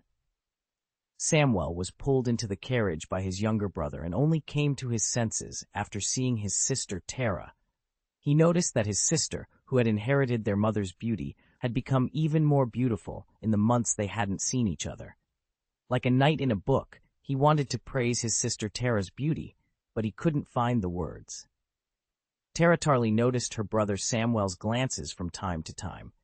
Kind and enthusiastic, she didn't know how to communicate with her awkward brother. Dickon's excited voice broke the brief silence in the carriage. "I heard that Baron Greene offered a bounty of 2,000 golden dragons. As long as you defeat him, you can take away all the golden dragons." Tara Tarley exclaimed cooperatively. Samwell's mind was occupied by Randall's stern expression, and he didn't specifically hear what his brother Dickon was saying. He just saw that his sister and brother were happy, so he forced a smile. When Samwell finally regained his composure, he noticed the guards accompanying the carriage. Who arranged this, he wondered. On a balcony of Cape Wrath Castle, Lady Melissa Florent, Randall Tarley's wife, placed her hands on the crossbar and looked at the departing carriage with a happy smile. Outside Highgarden Castle. The day Greene left Highgarden Castle, he built a simple wooden arena outside his camp. Business in the Reach was booming, and Steward Russell quickly purchased the materials. Before sunset that day, he hired craftsmen to build the arena according to Greene's requirements. After working late into the night, Greene arranged for someone to hang several written signs on the ring at dawn the next day. The Queen's chief steward, Baron Greene Kleb. The King's first swordsman challenges the Reach swordsman. If you beat me, 2,000 golden dragons will be yours. The first day of the arena challenge began. Although the ring was poorly constructed, Greene made sure the slogan was large and eye-catching. As a crowd gathered near the ring, Greene instructed someone to bring up the wooden box containing the golden dragon. Once the box was placed, Steward Russell opened the lid, and the golden dragon gleamed brightly in the sunlight. Seizing the crowd's attention, Steward Russell loudly announced the competition rules. The rules were similar to those of ordinary swordsmen's competitions. The key point was that challengers needed to hand over 10 golden dragons to participate. If they won, they would take away 2,000 golden dragons on the spot. If they lost, they would forfeit their 10 golden dragons. Greene, having prepared for any eventuality, welcomed his first challenger. He noticed the family crest on the challenger, a striking red and gold fox, indicating he was a swordsman from the Florent family. Greene deliberately held back his strength, engaging in a back-and-forth battle with the Florent swordsman. After more than a dozen rounds, it became clear that, despite his bravery, the Florent swordsman's skills were lacking. Greene decided it would be too obvious if he continued to hold back. He found an opening, raised his sword, and disarmed the challenger. Greene showed no arrogance in his victory. Instead, he kindly made excuses for the Florent swordsman, saying, "Actually, we are evenly matched in swordsmanship. I just have a slight advantage in arm strength." His gentle tone comforted the Florent swordsman, who felt he had performed well despite the loss. He left the ring in good spirits, thinking he might try again tomorrow after some practice. Greene continued to face challengers, offering similar words of comfort. To the second challenger, "Actually, we are evenly matched in sword skills. I just have a slight advantage in speed." To the third challenger, "Actually, we are evenly matched in swordsmanship. I just have a slight advantage in height." And so on, until the eighth challenger, "Actually, we are evenly matched in terms of arm strength. I just have a slight advantage in sword proficiency." To the ninth challenger, "Actually, we are evenly matched in terms of speed. I just have a slight advantage in sword skills." The second day of the arena challenge arrived with a new slogan above the ring: "The swordsmen in the reach are too weak." This slogan instantly ignited the crowd's excitement. Today, Greene had shed his easygoing demeanor from the previous day. He sat high on the wooden platform, leaning back with his legs crossed, his chin raised as he looked at the crowd with an air of arrogance. An additional slogan appeared on the ring at the right moment: "Is there anyone else who dares to challenge?" The second update is here. Please vote for it. Chapter 73, Big Shot Buzz. When the last sign on the stage was hung up, it seemed as if the air became stagnant for a moment. Sitting high up with an indifferent expression, Greene observed the noisy crowd and lamented that there were many literate people here. If this were Crabclaw Peninsula, most people wouldn't be able to understand the signs. The commentators and other support that Greene had quietly arranged were rendered useless, becoming mere background noise. Greene secretly thought it was a pity. If not for the lack of time, he could have orchestrated an off-site game. The first challenger of the second day entered the ring amid much fanfare. Greene noticed the family crest of a group of golden cranes on a pure blue background. He raised his eyebrows slightly. The Klein family? House Crane is one of the Reach houses directly loyal to House Tyrell. Greene remembered that Renly Baratheon had established the Rainbow Guard as the Queen's own, and a member of House Crane served as one of the Purple Guards. The long sword in Greene's hand was held by his side with one hand. "Let's begin, Your Excellency, the swordsman from the Klein family," he said. The Klein family swordsman remained silent and swung his sword diagonally towards Greene. Clang! Greene used his sword to block, and the clash of steel created a harsh sound. Despite his serious exterior, Greene was inwardly amused. Another passionate young man with sparse sword skills.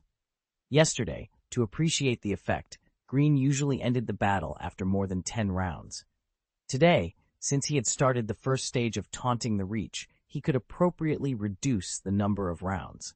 After about 8 or 9 rounds, Greene's sword swing suddenly increased in strength.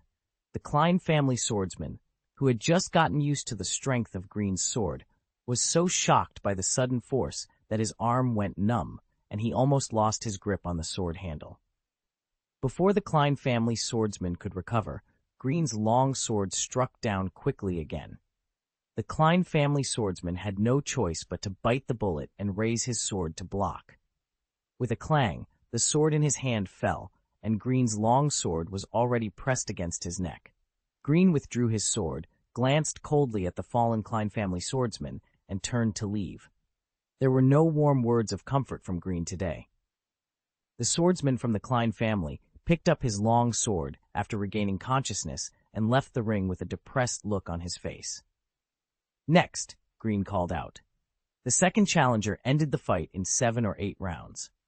The third challenger ended the fight in 6 or 7 rounds. For subsequent challengers, Greene limited the number of rounds to 6 or 7. At dusk, the red sun slowly penetrated the thin clouds. Standing in the center of the ring, Greene's body seemed to be dyed with a layer of red and gold, a color belonging to the strong. The crowd around the ring had their mouths wide open, all with expressions of astonishment. The arena fell into an eerie silence. With a bang, the swordsman they had placed high hopes on rolled down the ring in embarrassment with just one swift sword blow. This swordsman's swordsmanship was famous in the Reach. They had thought that although the previous challengers had been defeated, they could still fight back and forth. Could this person be so famous, yet so weak?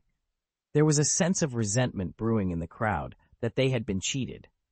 Taking advantage of the eerie silence, Greene said coldly, "We will continue tomorrow."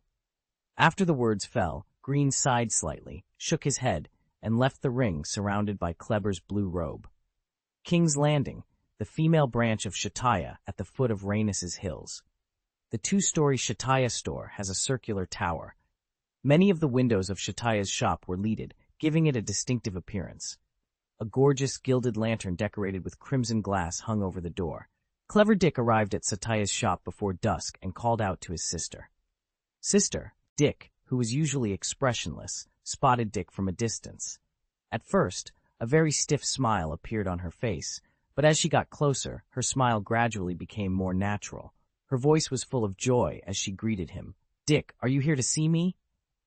Although Dick had put on new clothes, he still smelled bad.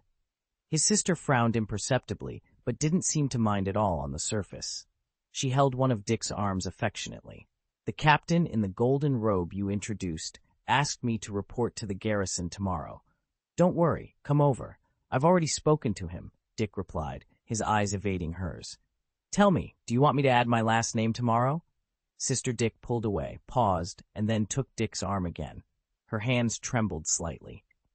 "Brother, what do you want to do?"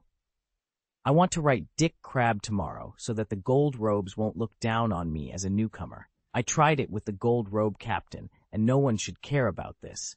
After all, this last name is very unfamiliar, as long as I'm careful." Dick's voice gradually became quieter as he spoke. He noticed that his sister was shaking a little. Crab. Sister Dick thought she had completely forgotten that surname. No, she had heard it from a customer recently. "Sister, what's wrong with you? Are you feeling uncomfortable?" Dick asked, noticing her distraction. Sister Dick snapped back to reality. "Dick, have your brains been swallowed by the White Walkers? How dare you? You will be hanged." If I'm careful, don't cry. I know. I just want to get ahead quickly and take you out of here as soon as possible. Wow, I'm having a good time." Dick shrank his neck and glanced around carefully. He breathed a sigh of relief when he saw that no one was paying attention. "Sister, don't worry. I promise not to mess around. Please, trust me this once." Sister Dick wiped away her tears. "Brother, I just don't want you to die. And—" She looked around quietly and lowered her voice. "Maybe you will have a better place to go." Dick's face was full of suspicion. "You don't want to tell me that you have climbed into another big shot so quickly, do you?" He felt that his sister's appearance was only a little better than average, and that her business could not suddenly improve. Sister Dick looked at her brother's sharp face and felt her fists clench slightly. Taking a deep breath, she continued, "My good friend, she recently fell in love with—" She whispered in his ear, "A Lannister lord, a Lannister imp." "Lannister?" For Dick, the captain in the golden robe introduced by his sister was already a big shot. "A Lannister, the Lannister whose face is full of gold? Lord Lannister has a friend with the surname Crab. He should still be in King's Landing."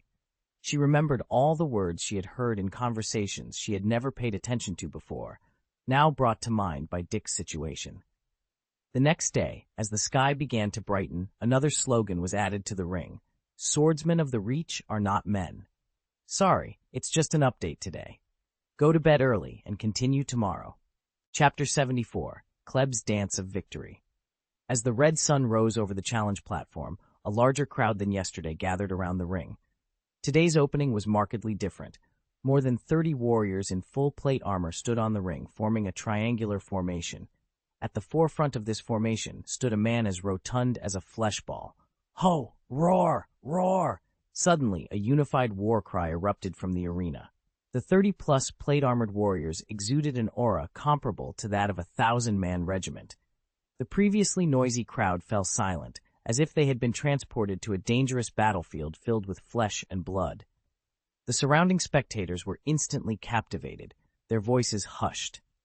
Music began to play, featuring common instruments from the Reach, but the tune was unfamiliar to the locals.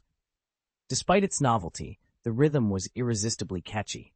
The plate-armored warriors moved in sync with the music, their metal armor clanging in time, creating a display of power and beauty. The fat man at the front moved with surprising agility and strength. This nimble giant was none other than Menton Weiswei, who had earned his position through sheer prowess. The dancers were soldiers from Kleb's clan, performing a group dance that had recently become popular in their territory. Known as the Crab Claw Peninsula Victory Dance, or simply the Kleb Victory Dance, it was an adaptation of the Axe Gang Victory Dance from Greene's previous life, promoted in the territory by retainer Knight Pell.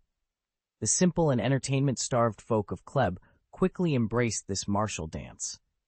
Greene had initially thought Knight Pell might earn the nickname Dancing Knight, but instead he was honored as the Knight of Victory. When Greene learned of this, he paused, then patted the grateful Knight Pell on the back. As the group dance concluded, Kleb's soldiers roared and raised their swords in unison, pointing them skyward. Their formidable presence seemed to pierce the heavens. The crowd in the Reach, momentarily forgetting the tensions of the ring, erupted in cheers for the Kleb soldiers' impressive performance. Thanks to the explainer, they quickly learned the dance's name, Kleb's Victory Dance. The people of the Reach found themselves warming to the Kleb soldiers. Greene nodded in satisfaction. He knew that sometimes a little relaxation was necessary to push oneself to the limit. Standing on the ring, Greene held his sword with one hand. Today, his face bore a gentle expression, reminiscent of the first day of the challenge. Each match would not exceed 5 rounds. Soon, the first challenger of the third day stepped onto the ring. Clang, clang, clang. The sound of clashing swords echoed. The challenger struggled to attack, forced into a defensive stance as Greene's relentless strikes rained down. Each blow grew progressively stronger. With a final clang, the challenger's sword fell to the ground. He stared blankly at his fallen weapon, a look of defeat on his face. The crowd briefly sympathized with the challenger, who had been bested in just 3 strikes, but their interest quickly shifted to the next contender. They were eager to see a swordsman from the Reach claim victory. Brother and sister Samwell watched intently, their hopes pinned on the next challenger. Tarly arrived at Highgarden the previous night. With the help of the guards this morning, they secured a spot with an excellent view. His younger brother, Dickon Tarly, waved his small fist excitedly. Oh, what powerful swordsmanship! Their kind-hearted sister, Tara Tarly, was more concerned about the defeated and frustrated challengers, secretly praying they would recover soon. Samwell Tarly's mind was preoccupied with the fat man who had led the dance earlier. They were both of similar size, but why was the fat man so agile? His wide and heavy body did not seem to hinder his flexibility at all. With an excited look on his face, Dickon asked Samwell, "Brother, can I invite Baron Greene to have lunch with us?" Samwell wanted to reply that it should be all right. He knew their father, Randyll Tarly, was renowned as the foremost general in Westeros and had a great reputation. Baron Greene, also a military noble, would likely be willing to befriend Randyll Tarly's descendants. Samwell's lips moved, but he hesitated. The current situation was that Baron Greene was challenging the swordsman of the Reach. If he took his younger brother to make friends with Baron Greene now, he worried it might cause public anger towards the Tarly family and create trouble for their father. "Brother?" Seeing Samwell silent for a while, Dickon urged him again. Samwell finally made a decision. His brother was still young, and everyone knew their father didn't favor him. Although he was the eldest son, he couldn't represent his father and the Tarly family. For his brother's sake, he was willing to take a risk. The frightened Samwell had written a last letter to his mother the previous night, just in case. Samwell mustered up the little courage he had for his brother. He showed his big white teeth. "Dick, let's watch first and find an opportunity later." When Dickon saw that Samwell agreed to his request, he couldn't help but cheer. Tara, who saw this, smiled. Samwell wiped his sweat with the back of his hand and caught Tara's gaze. They looked away almost simultaneously. His sister hadn't smiled at him for a long time. Although Samwell didn't know why, his mood suddenly improved, and he felt less fearful. In King's Landing, at the garrison, the skinny Dick had put on the uniform of a gold cloak, but he still did not look more heroic. Dick was hiding in a corner, his eyes dazed, and his trembling body suggested he was in some kind of fear. Yesterday, he had made a good promise to his sister, but today, when he reported his name to the garrison, it was as if he was controlled by a white ghost, and he used the surname Crab. He didn't even remember what he said afterward, but everyone present already knew it. His name was Dick Crab, and he was from a noble family. Dick Crab was assigned to a relatively safe area and had several subordinates. He was already a small leader when he arrived. Dick finally came to his senses, his Adam's apple rolling as he swallowed. He wanted to seize the opportunity and hold on to the position he had finally gained. Dick Crab decided to hide the matter from his sister for the time being. He would be careful. If he was careful, there should be no problems.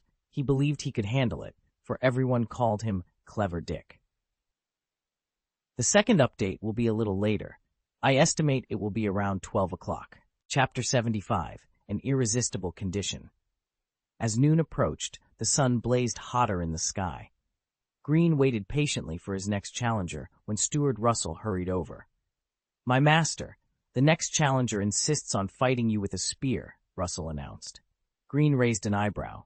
"Which family does he belong to?" "He is from the Klein family. It's said he is the brother of the Klein swordsman you defeated yesterday." Greene's brown eyes flickered with interest. For a duel between swordsmen, if he insists on using a spear, he can do so. But he must pay extra, charge him 100 golden dragons. Russell nodded and quickly departed. Not long after, a Klein spearman, appearing to be in his late 30s, walked onto the ring with a stern expression. Standing opposite Greene, the Klein challenger pulled down his visor. The horn sounded, signaling the start of the match. The Klein spearman, taking advantage of his weapon's length, lunged at Greene. With a swift movement, Greene deflected the spear with a clang and rushed forward. His movements were so quick that by the time his opponent could react, Greene was already upon him. With a powerful thud, Greene's shoulder collided with the spearman's chest, causing him to lose balance and stumble backward. Seizing the moment, Greene raised the hilt of his sword and struck the spearman's faceplate with a resounding bang. The spearman, his mask slightly deformed, fell to the ground, motionless. "Carry him off," Greene commanded coldly. This was an honorable swordsman duel, and the spearman's choice of weapon was an affront to that honor. Greene had accepted the challenge for a bit more money, but he would not tolerate disrespect. For the purity of the game and the honor of swordsmen, Greene ended the battle decisively. No one valued honor more than Baron Greene. Greene glanced up at the sun and made a gesture. Steward Russell, seeing the signal, loudly announced the end of the morning's challenges. As Greene stepped off the ring, he noticed the 3 siblings of the Tarley family waiting for him. Russell had already informed him of their desire to meet. Despite his invincibility in the ring, Greene's demeanor off it was delicate and gentle, making him easily likable. He approached them and greeted, "Good day, His Excellency Samwell Tarley." Samwell, a portly man with a shy smile, responded, "Good day, Baron Greene Kleb. This is my sister, Tara Tarley." Tara Tarley, youthful and radiant, had clear eyes and fair skin. Though not stunningly beautiful, she was undeniably attractive.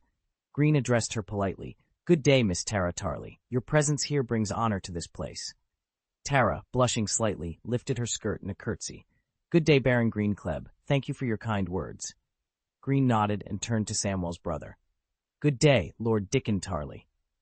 Dickon, with bright eyes, saluted Greene with precision. "Good day, Baron Greene Kleb. I greatly admire you." Greene smiled humbly. "I believe you will become an excellent swordsman in the future." After the formalities, Greene invited the Tarley siblings to join him for lunch. The Red Keep, Maegor's Tower. Earlier that morning, Queen Cersei had another heated argument with King Robert.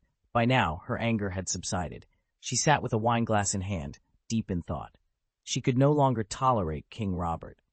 To Queen Cersei, every time Robert sought pleasure elsewhere, it was an insult to her. More importantly, her son Joffrey was growing up.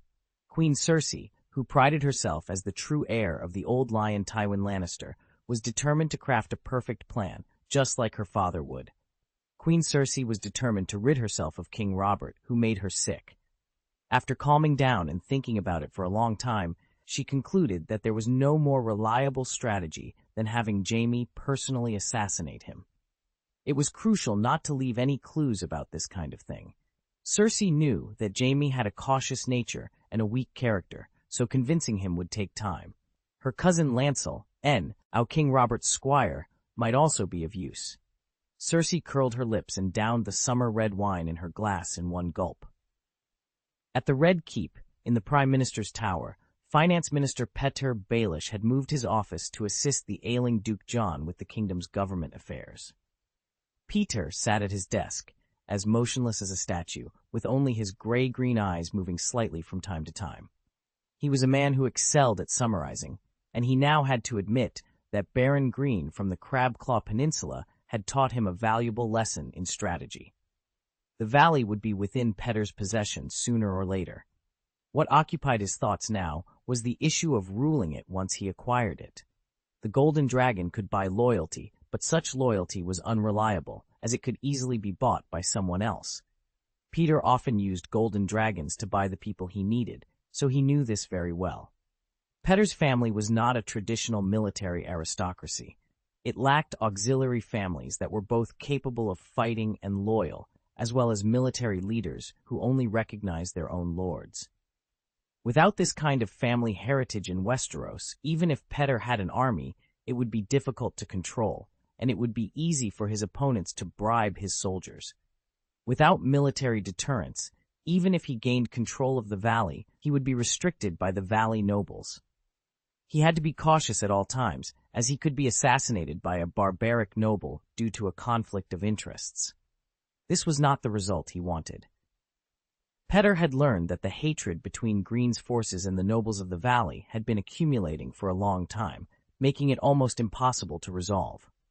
Therefore, Greene was a reliable natural ally to a certain extent in dealing with the valley nobles. Peter thought that the Crabclaw Peninsula was in a good location, and he might be able to use Greene's army to restrain the valley nobles. With constraints, a certain balance could be achieved, allowing him to control the situation. In this case, Peter would have enough time to deal with the disobedient valley nobles while gaining their loyalty. Ultimately, Peter aimed to leave only the valley nobles who were loyal to him, take complete control of the valley, and become its true master. Peter narrowed his eyes slightly. This was a large-scale transaction. For this, he needed to accurately calculate Baron Greene's needs and weaknesses. Although their contact had been brief, Peter believed that Greene was as shrewd as he was. Peter felt confident in making an offer that Greene couldn't refuse. Sorry for the delay in the second update, but it's here now. Please support me with your votes. Chapter 76, Forced. On the fourth day of the Arena Challenge, curiosity was at its peak. Even before dawn, a crowd had already begun to gather around the ring, eager to see the new slogans that would be displayed. The challenge arena arranged by Greene had become a hot topic in the Reach. As the night gradually faded and the reddish sky began to rise, Greene did not disappoint the waiting crowd. A new title was unveiled amidst the crowd's murmurs. Next to the already controversial "Swordsmen from the Reach are not men," another equally provocative slogan was added. "Swordsmen from the Reach are not men." The crowd's emotions were immediately ignited. This was too much. Did having strong sword skills give one the right to be so arrogant? The combined slogans left many feeling vaguely insulted. On the fifth day of the Arena Challenge, the added slogan was, "None of the swordsmen in the Reach are men." On the sixth day of the Arena Challenge, the added slogan was, "The swordsman of the Reach needs a beautiful dress." In the evening, at Kleb camp, Greene sat in his tent, contemplating the slogan for the next day. Should it be about dresses, jewelry, or makeup? He shook his head. These ideas seemed too weak. Pinching his chin, he pondered further. A swordsman from the Reach wearing a skirt needs a husband? Was that going too far?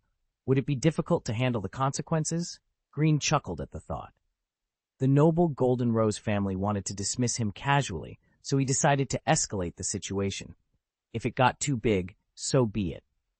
Dedicated to maintaining the majesty of Queen Cersei, Greene could not tolerate the contempt of the Golden Rose family. Sitting down to talk under such circumstances would be an insult to Queen Cersei. The Golden Rose family had first betrayed the friendship of Queen Cersei, and loyal Baron Greene would not betray her trust. He would press the Reach's face to the ground and rub it hard, restoring Queen Cersei's majesty. Greene decided to write a letter to Queen Cersei that night, laying the groundwork and preparing for the worst-case scenario. At that moment, Steward Russell entered the camp. "My master, Highgarden has sent someone over. Sir Willis Tyrell invites you to dinner." Willis Tyrell? The man who hides his arrogance behind a facade of kindness? Were the Tyrells finally making a move? Greene, the time traveler, lacked the licking ability for the so-called noble family. His goal was clear, and he had no time to mess with Willis Tyrell. The battle now was one of patience. Raising his eyebrows, Greene said, "Russell, please decline for me. Be polite. Tell them that I have been challenged for days and have suffered many hidden injuries. To live up to the love of the Reach's swordsman and not delay tomorrow's emotional exchange, I need to rest for the night." Love? Emotion? Russell, a professionally trained steward, managed to keep his composure, though the muscles in his cheeks twitched slightly. He respectfully received Greene's order and left. Despite the twists and turns, the rigid situation seemed to be loosening. It appeared that the day to meet the inflatable fish Duke was not far away. Greene sat at the table and picked up his quill. The letter needed to be written, serving as both foreshadowing and a request for credit, ensuring that Cersei understood Greene's hard work. After scanning the written content, Greene showed a hint of satisfaction. Perhaps because things were finally making progress, his writing was full of energy, and he completed the letter in one breath without pausing. After sealing the envelope and stamping it, his hand paused. He thought of Lord John. Greene had not forgotten Duke John's 1-month appointment. Although Duke John had been ill for a long time, he was not an old fool.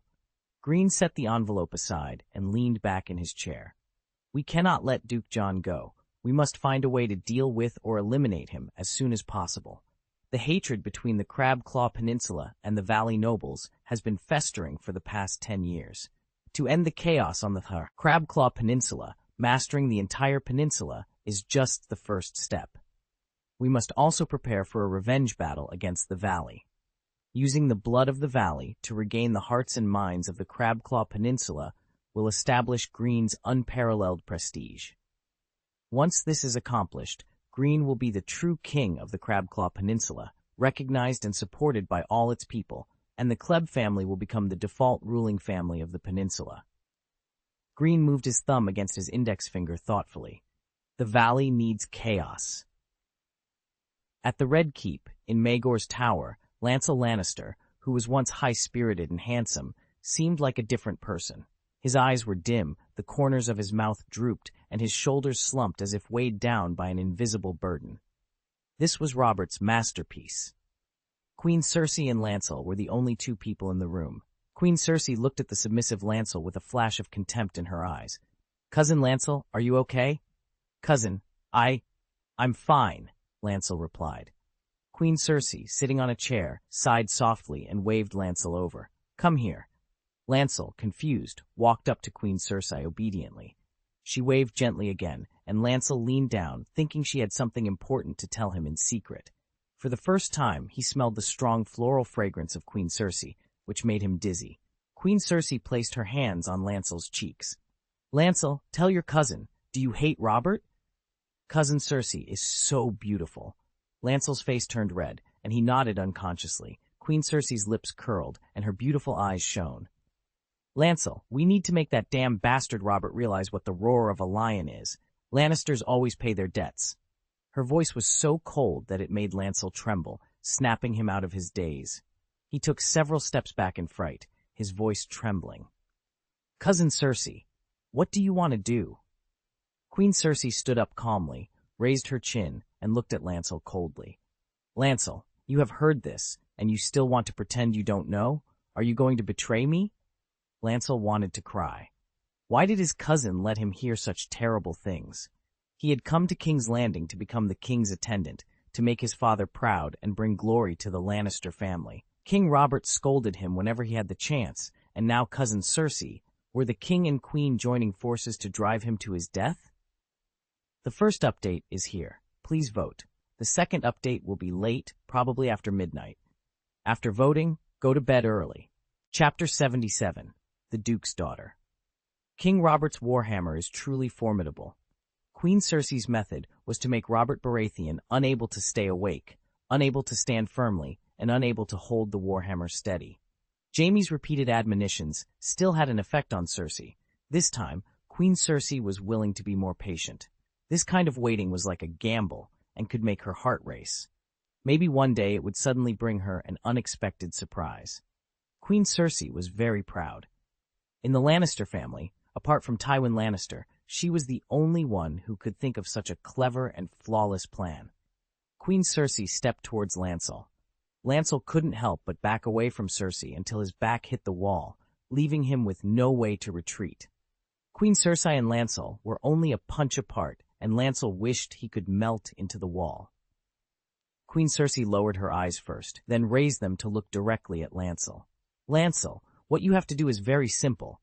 Give Robert the drink I prepared. That drunkard might even praise you for it, she said. Lancel's pupils shrank, and his teeth chattered. Cersei, you want to poison him? Queen Cersei frowned and raised her voice slightly. Lancel, are you scared to death? Are you worthy of being a Lannister lion? Lancel paused, and the honor of his family seemed to bring him back to his senses. Cousin Cersei, what do you want me to change?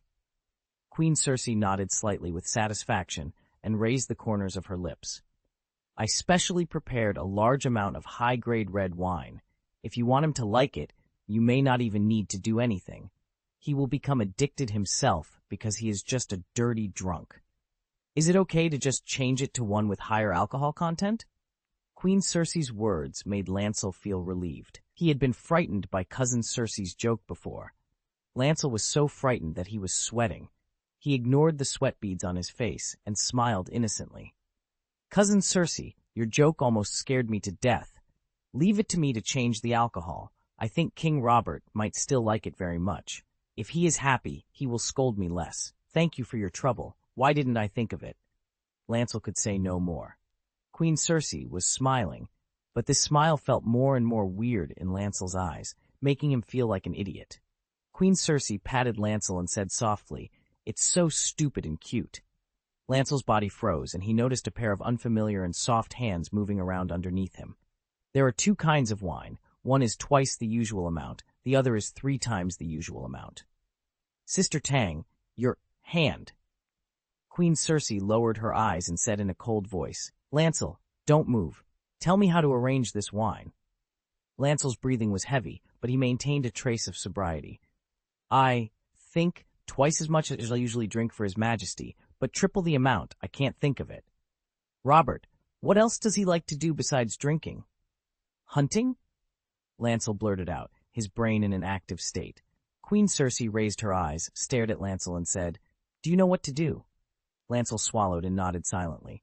So my future hero, Lancel, do you want to get a reward from the Queen now, or wait until you are successful? I think you are too active. My cousin can make an exception for you.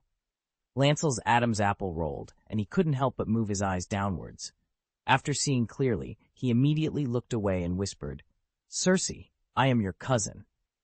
Queen Cersei just looked at Lancel, with the corners of her lips curled up without replying. No, maybe Cousin Cersei is drunk. I need to leave right away.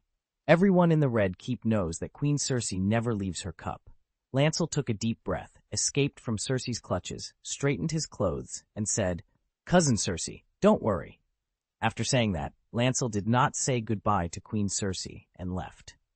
After Lancel fled the room, Queen Cersei hummed a tune, picked up her wineglass, and took a sip of summer red.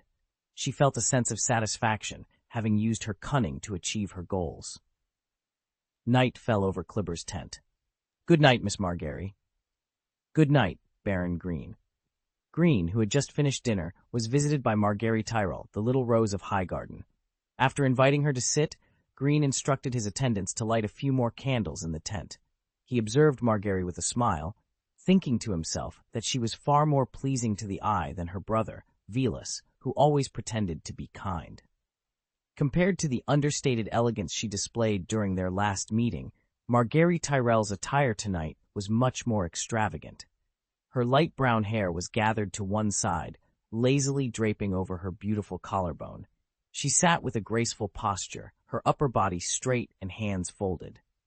As Greene took in her appearance, it was clear that the Margaery Tyrell visiting tonight was the daughter of the Duke of Highgarden, not just the third daughter of the Duke. She exuded the noble air of a lady of high standing. The thought of Littlefinger Petter suddenly crossed Greene's mind. It seemed that Littlefinger had a penchant for falling in love with the daughters of dukes. A smile flashed across Margaery Tyrell's eyes. I heard in Highgarden that Baron Greene was injured. I was really worried, so I came to visit you overnight. For an ordinary person, this might be a bit embarrassing, but Lord Greene was no ordinary person. He frowned slightly, placing a hand on his chest, and said in a weak voice, Thank you, Miss Margaery, for your concern. I'm fine. The air inside the tent grew tense for a moment. Margaery Tyrell covered her mouth and laughed softly, her beautiful eyes turning into crescent moons. Baron Greene, I admire your sword skills. Greene spread his hands and said, "I must thank you again for your thoughtfulness, Miss Margery." After a pause, he continued, "Miss Margery, I am a swordsman and not very polite. If you need my help, please speak up, and I will be happy to assist you." Margery Tyrell's hand flexed slightly before she relaxed it.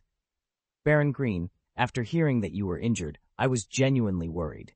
You are our guest, after all, and the Tyrell family wants to ensure your safety in the Reach. The honor of the Tyrell family is at stake." Greene's eyes moved slightly, and he nodded politely while stroking his chest. Margery Tyrell smiled and said, "To make up for our lack of care and to ensure you can recover in peace, my grandmother asked me to bring you some golden dragons." Little Rose's grandmother? Olenna Redwine, known as the Queen of Thorns? The mother of the inflatable fish duke? Greene's expression became a little strange. "With all due respect, Miss Margery, may I ask how much your grandmother sent?"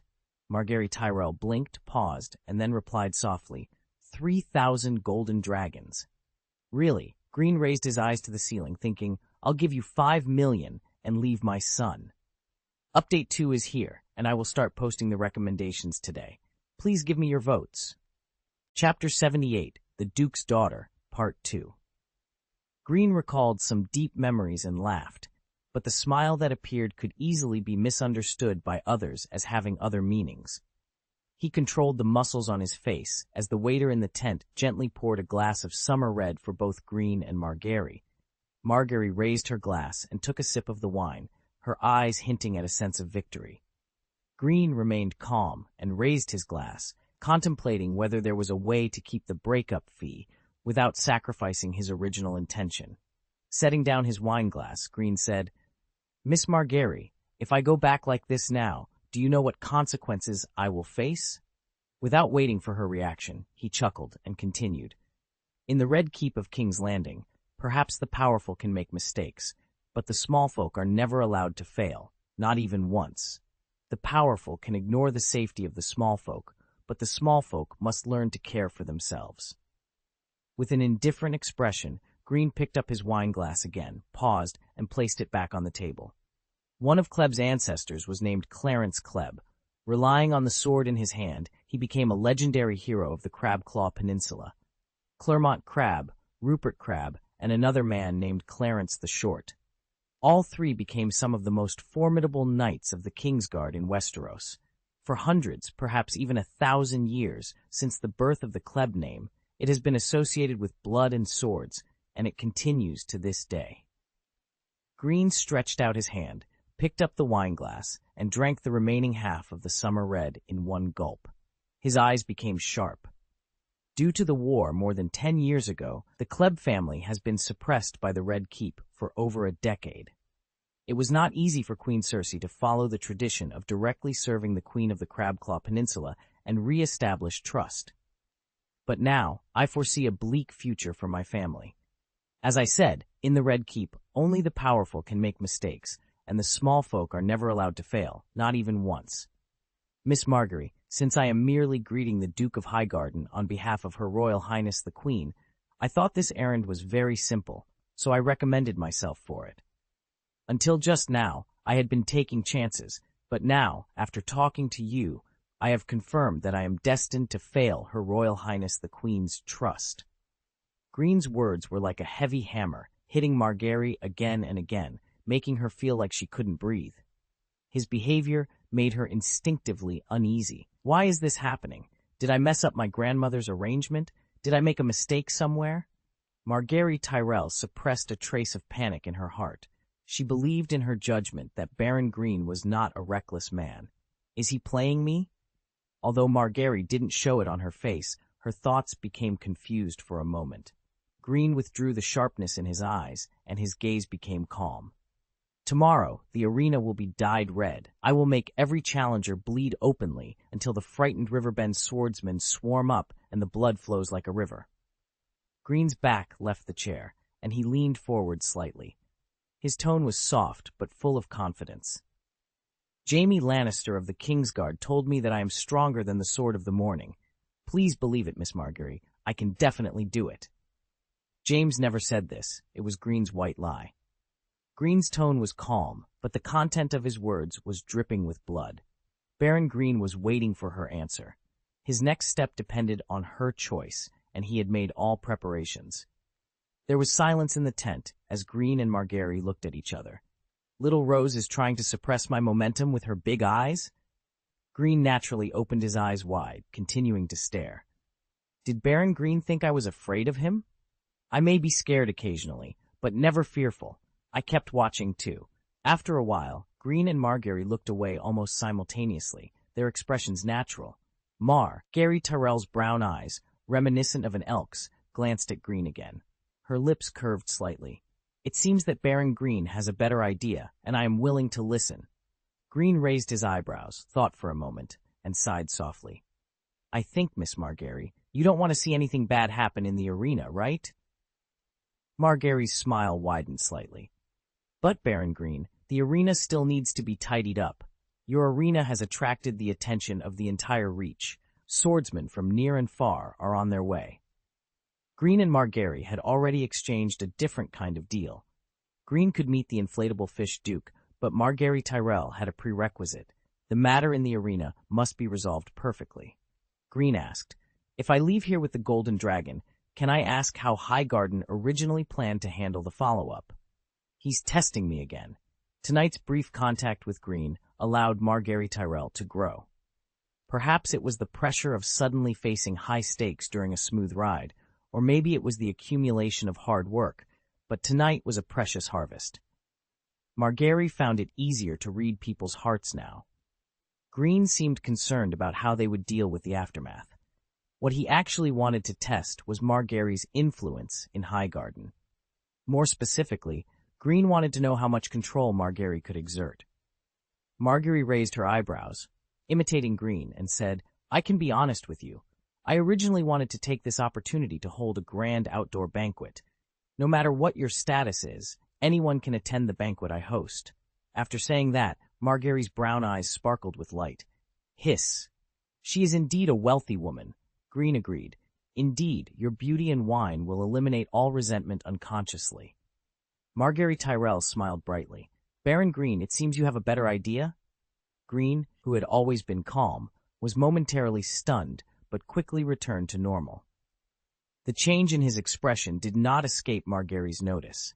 Greene's reaction made Margaery feel very pleased. Having achieved a certain goal, Greene used his superb acting skills to coax the little Rose. He felt a bit tired, but the thought of 3,000 golden dragons instantly wiped away all his fatigue. He had worked so hard to get here. How could he let little Rose suffer and take it back again? Greene wondered if he had spoken a little too loudly before. One of his previous statements was that the Crabclaw Peninsula has a tradition of loyalty to the Queen. On the other hand, Greene was also hinting that Margaery Tyrell, the queen who had obtained the allegiance of the Crabclaw Peninsula, could be a complete queen.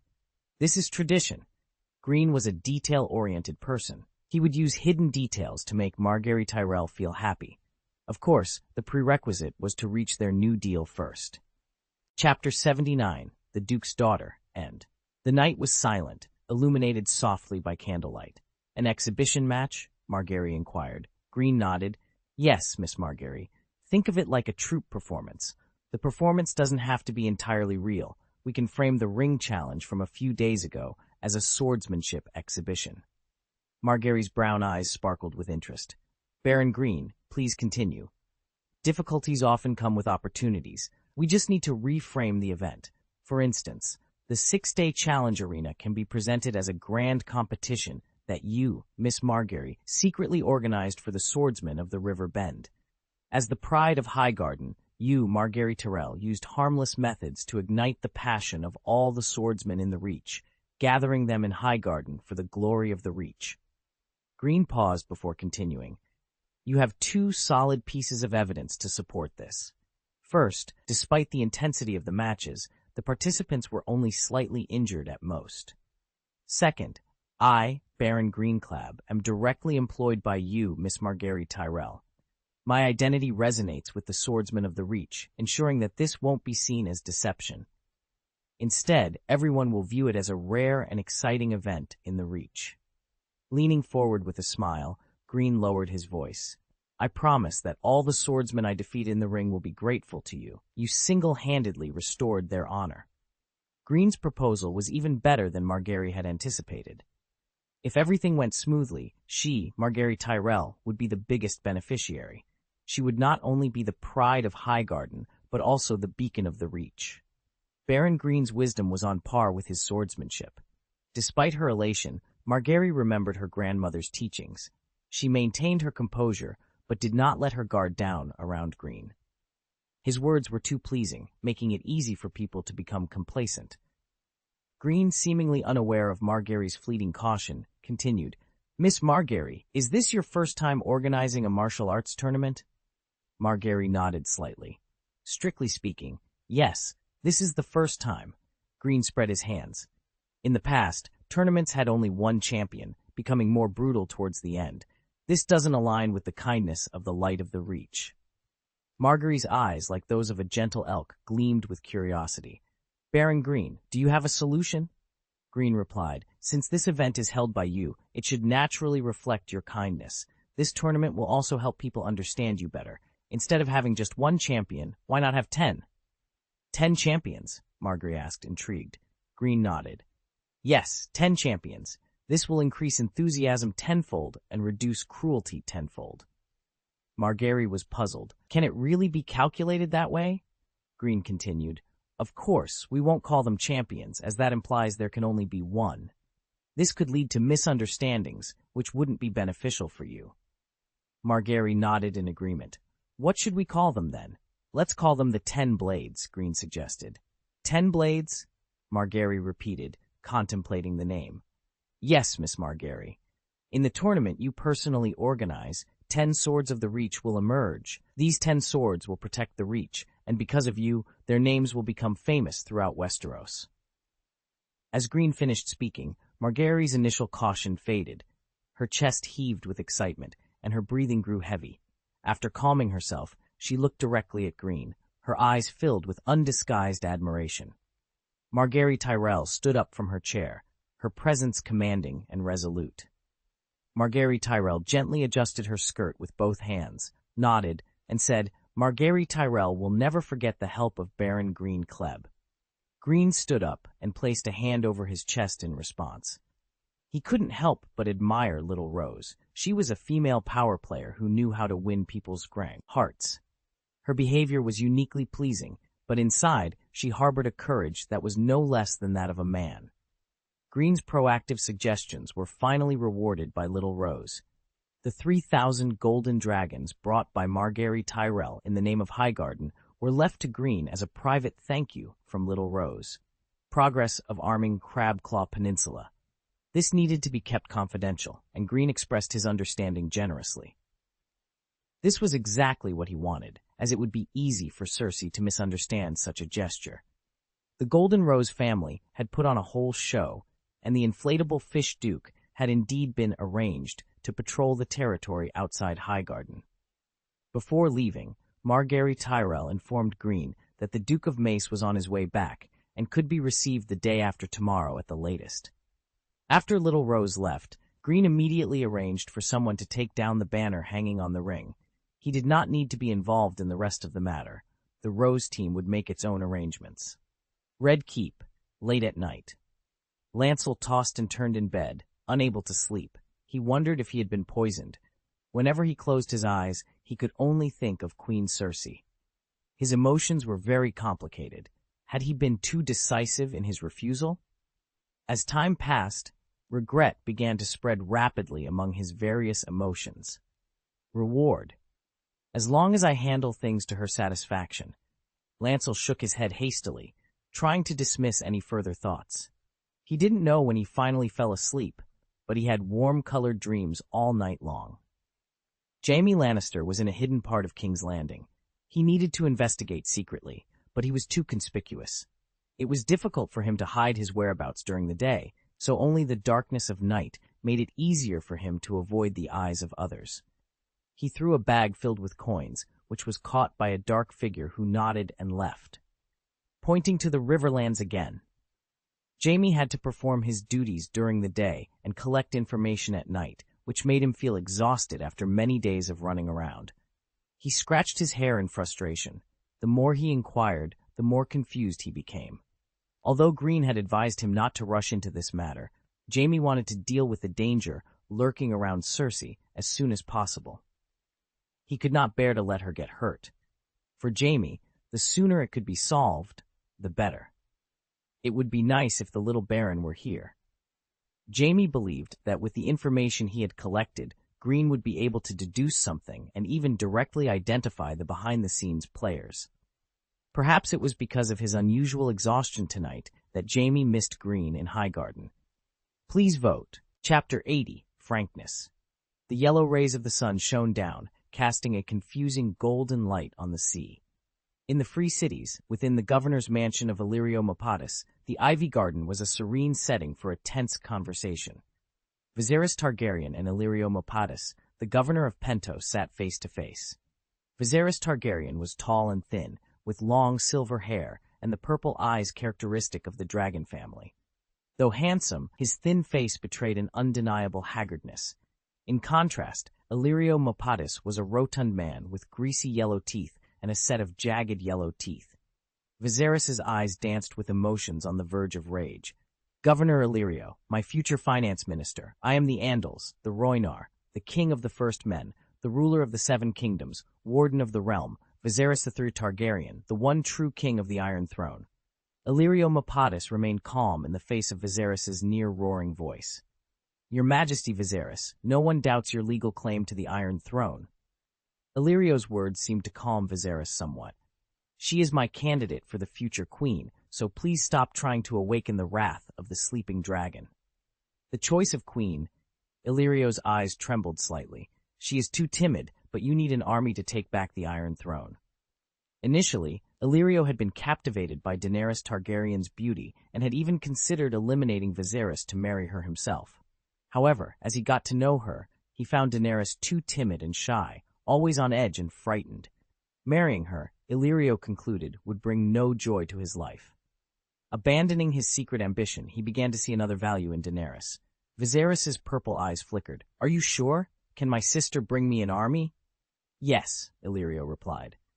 Her Highness the Princess is worth the thousands of troops needed to recapture the Iron Throne.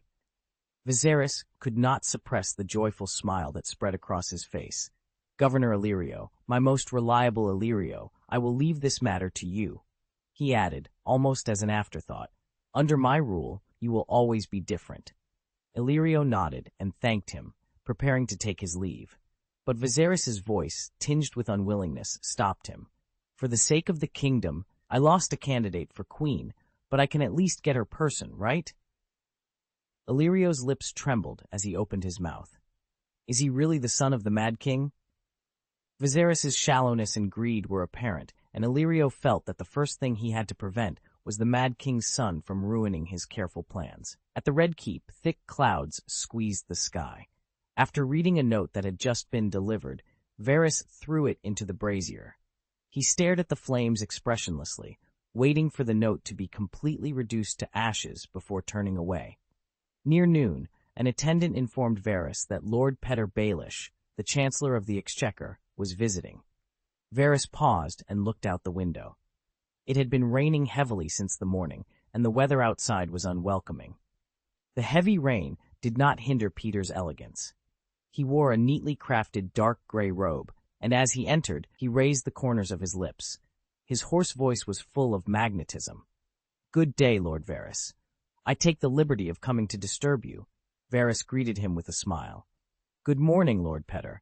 It is a great honor to receive you, who is responsible for the important affairs of the kingdom.